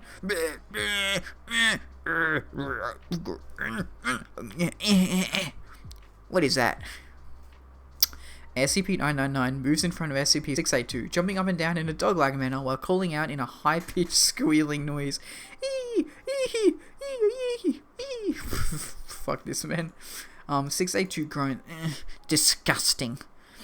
SCP-682 immediately steps on SCP-999, completely flattening SCP-999. Observers were able to abort the experiment when SCP-682 started talking again. What is this? Low noise similar to light chuckle. I feel good. I feel good. SCP-999 can be seen crawling up from behind SCP-682's toes, up along its side and around its neck, where it clings on and begins gently nuzzling with its pseudopod. A wide grin slowly spreads across SCP-682's face, It's deep chuckling. Feel so happy. Happy. Happy. SCP-682 repeats the word happy for several minutes, laughing occasionally before escalating into non-stop laughter. As laughter continues, SCP-682 rolls around on its back, slamming its tail upon the floor with dangerous force, bellowing laughter. Stop! No tickling! Continues laughing. SCP-682 and SCP-999 continue the tickle fight until SCP-682 finally wears down and appears to fall asleep, with what would appear to be a smile on its face. This is so wholesome. After 15 minutes with no activity, 2 D-Class personnel enter the room to retrieve SCP-999. When SCP-999 is removed, SCP-682 immediately wakes up and unleashes an unidentifiable wave of energy from its body, all the while laughing maniacally. All persons within the wave's range collapse into crippling fits of laughter, allowing SCP-682 to escape, Jesus fucking Christ, and slaughter all in its path. Okay, wonderful. Immediately the wholesome is ruined. Meanwhile, SCP-699 quickly rescues as many persons as it can, taking them to a safe place to recover from SCP-682's laughter wave, while agents suppress and recontain 682. Despite the tragedy that 682 had brought upon the facility, SCP-999 has not shown any fear towards the creature and in fact has made gestures suggesting it wants to play with 682 again.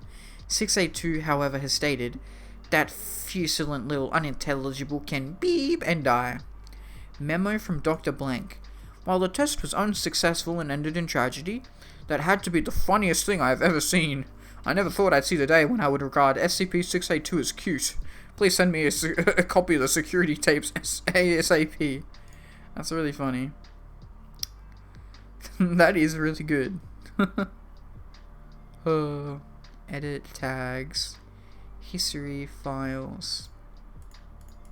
Prints options. I don't think I can... Yeah, okay. Fair enough. Files. Yeah, okay. So no, there isn't like any other like addendums or anything. But that was awesome. I'm glad you recommended that to me, Shelby. Oh, it was edited recently. Huh, interesting. Options. No, I don't want options. Don't worry. Don't worry. That was really good. Huh.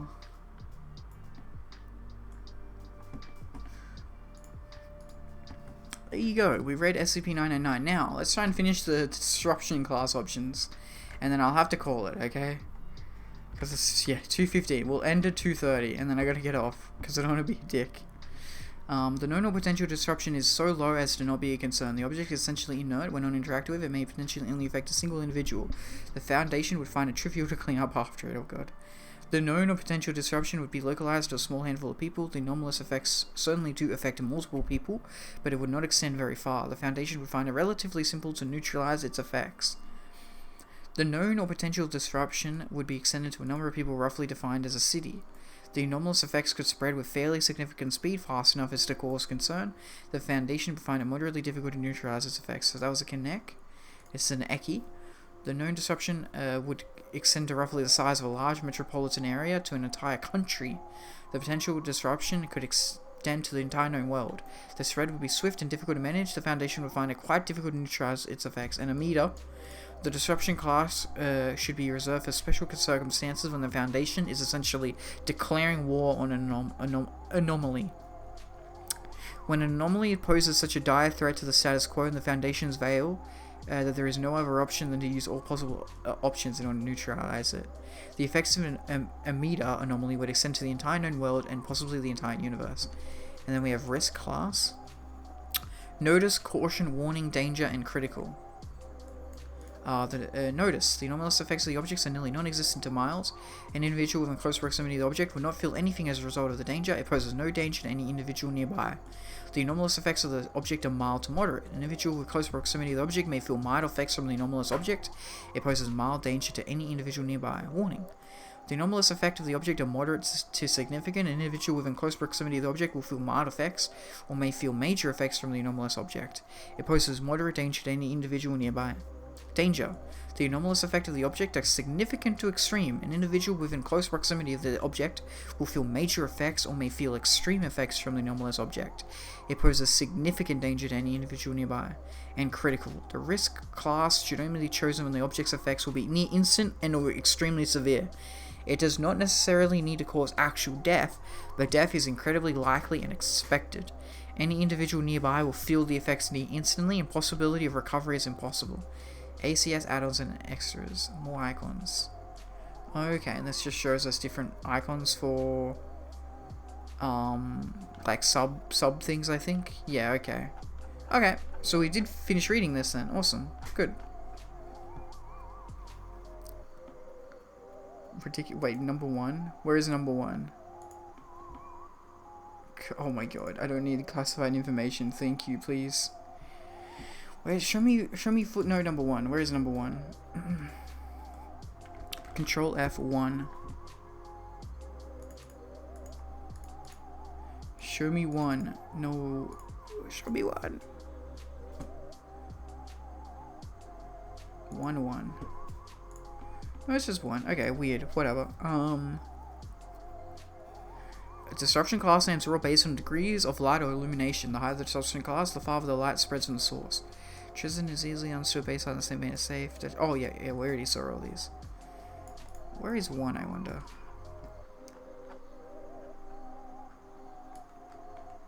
Here we go. Cosmic Top Secret. Okay. And that's why they were saying highest curious level used for NATO as well. Interesting. Okay. Cool. Well, we can remove that from the bookmarks. And wow, we've kind of done the basic level. We still haven't read the Foundation Universe Hub, which is kind of where we should have started with. But, that's okay. I think we pretty much read, like, nearly everything we need to read. We still need to read about the information, about the SCP Foundation, facilities, departments, and yeah, and then we'll probably have to look at these as well anyway. But we're getting there. We read a few SCPs, and they were pretty fun. We have yet to read an actual, serious, scary one, but that's okay. Let's start wrapping it up, because unfortunately, it is getting to 2:30, and I don't want to be a dick to my housemates, because, I'm a good boy. So let's close that music. Can we raid anyone? There's no one I really want to raid, so we're not going to raid anyone. Do not worry. Unless I check just chatting, and then I go, viewers high to low, no, recommended for you, and then do VTuber. VTuber. Enter. VTuber. I wish you could do high to low, that's annoying. Yeah, you can't do high to low. That kind of sucks. Yeah, there's so many people doing... Yeah. What is this person looking at? I have 3k followers though, Jesus. Wait. Be quiet, little ad. Be quiet, ad. I'll actually mute the, I'll mute this thing.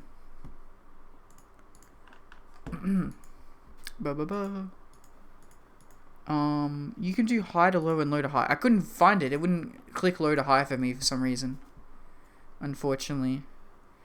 How does this person have 3k followers? They've been streaming for 22 hours, but they only have 2 viewers. What the hell? Oh, okay, because he sounds Russian. Okay. Maybe that would explain it. Not that I have anything against Russians, but I'm just... Maybe they're bots, who knows? I don't think we're going to raid anybody. I think we're just going to call it. I can't find it. Hey, make sure this person is actually live. Oh my god, you wrecked me hard. You wrecked me hard. Shelby, you wound me so. You bloody well wound me. A lot of them are like Japanese. And I can't really, yeah. Okay, well, let's just call it. We don't need to raid anybody. It's all good. But yeah, thank you so much, everybody. And we're going to keep reading some more SCPs. We might play Danganronpa 2 tomorrow, though. I think, because I'm gonna do the investigation. So yeah. Dumbass, filter for the English tag. It's fine. It's all good, Shelby. It's like 3 a.m. for me. It's okay. It doesn't matter that much. But yeah, we'll pick up Danganronpa 2 tomorrow. We got to do the investigation, maybe even the trial. It depends how much we can get through. But thank you so much for enjoying just me reading on a stream for once. I really enjoyed this. This was fun. And I like getting the different SCP recommendations from people in chat. So yeah, I enjoyed it. So yeah, yes, trial 2, yes. Chapter 4's trial. Yeah. Oh, you want me to do the trial as well? We'll see. It depends how early I start the stream, Shelby, but we'll try. Okay, fingers crossed. Okay. So yeah, everybody have a good rest of your day, evening, morning, or night. Especially you, Shelby. But I know you'll be in my DMs right after this anyway. But yeah, thank you very much, and goodbye.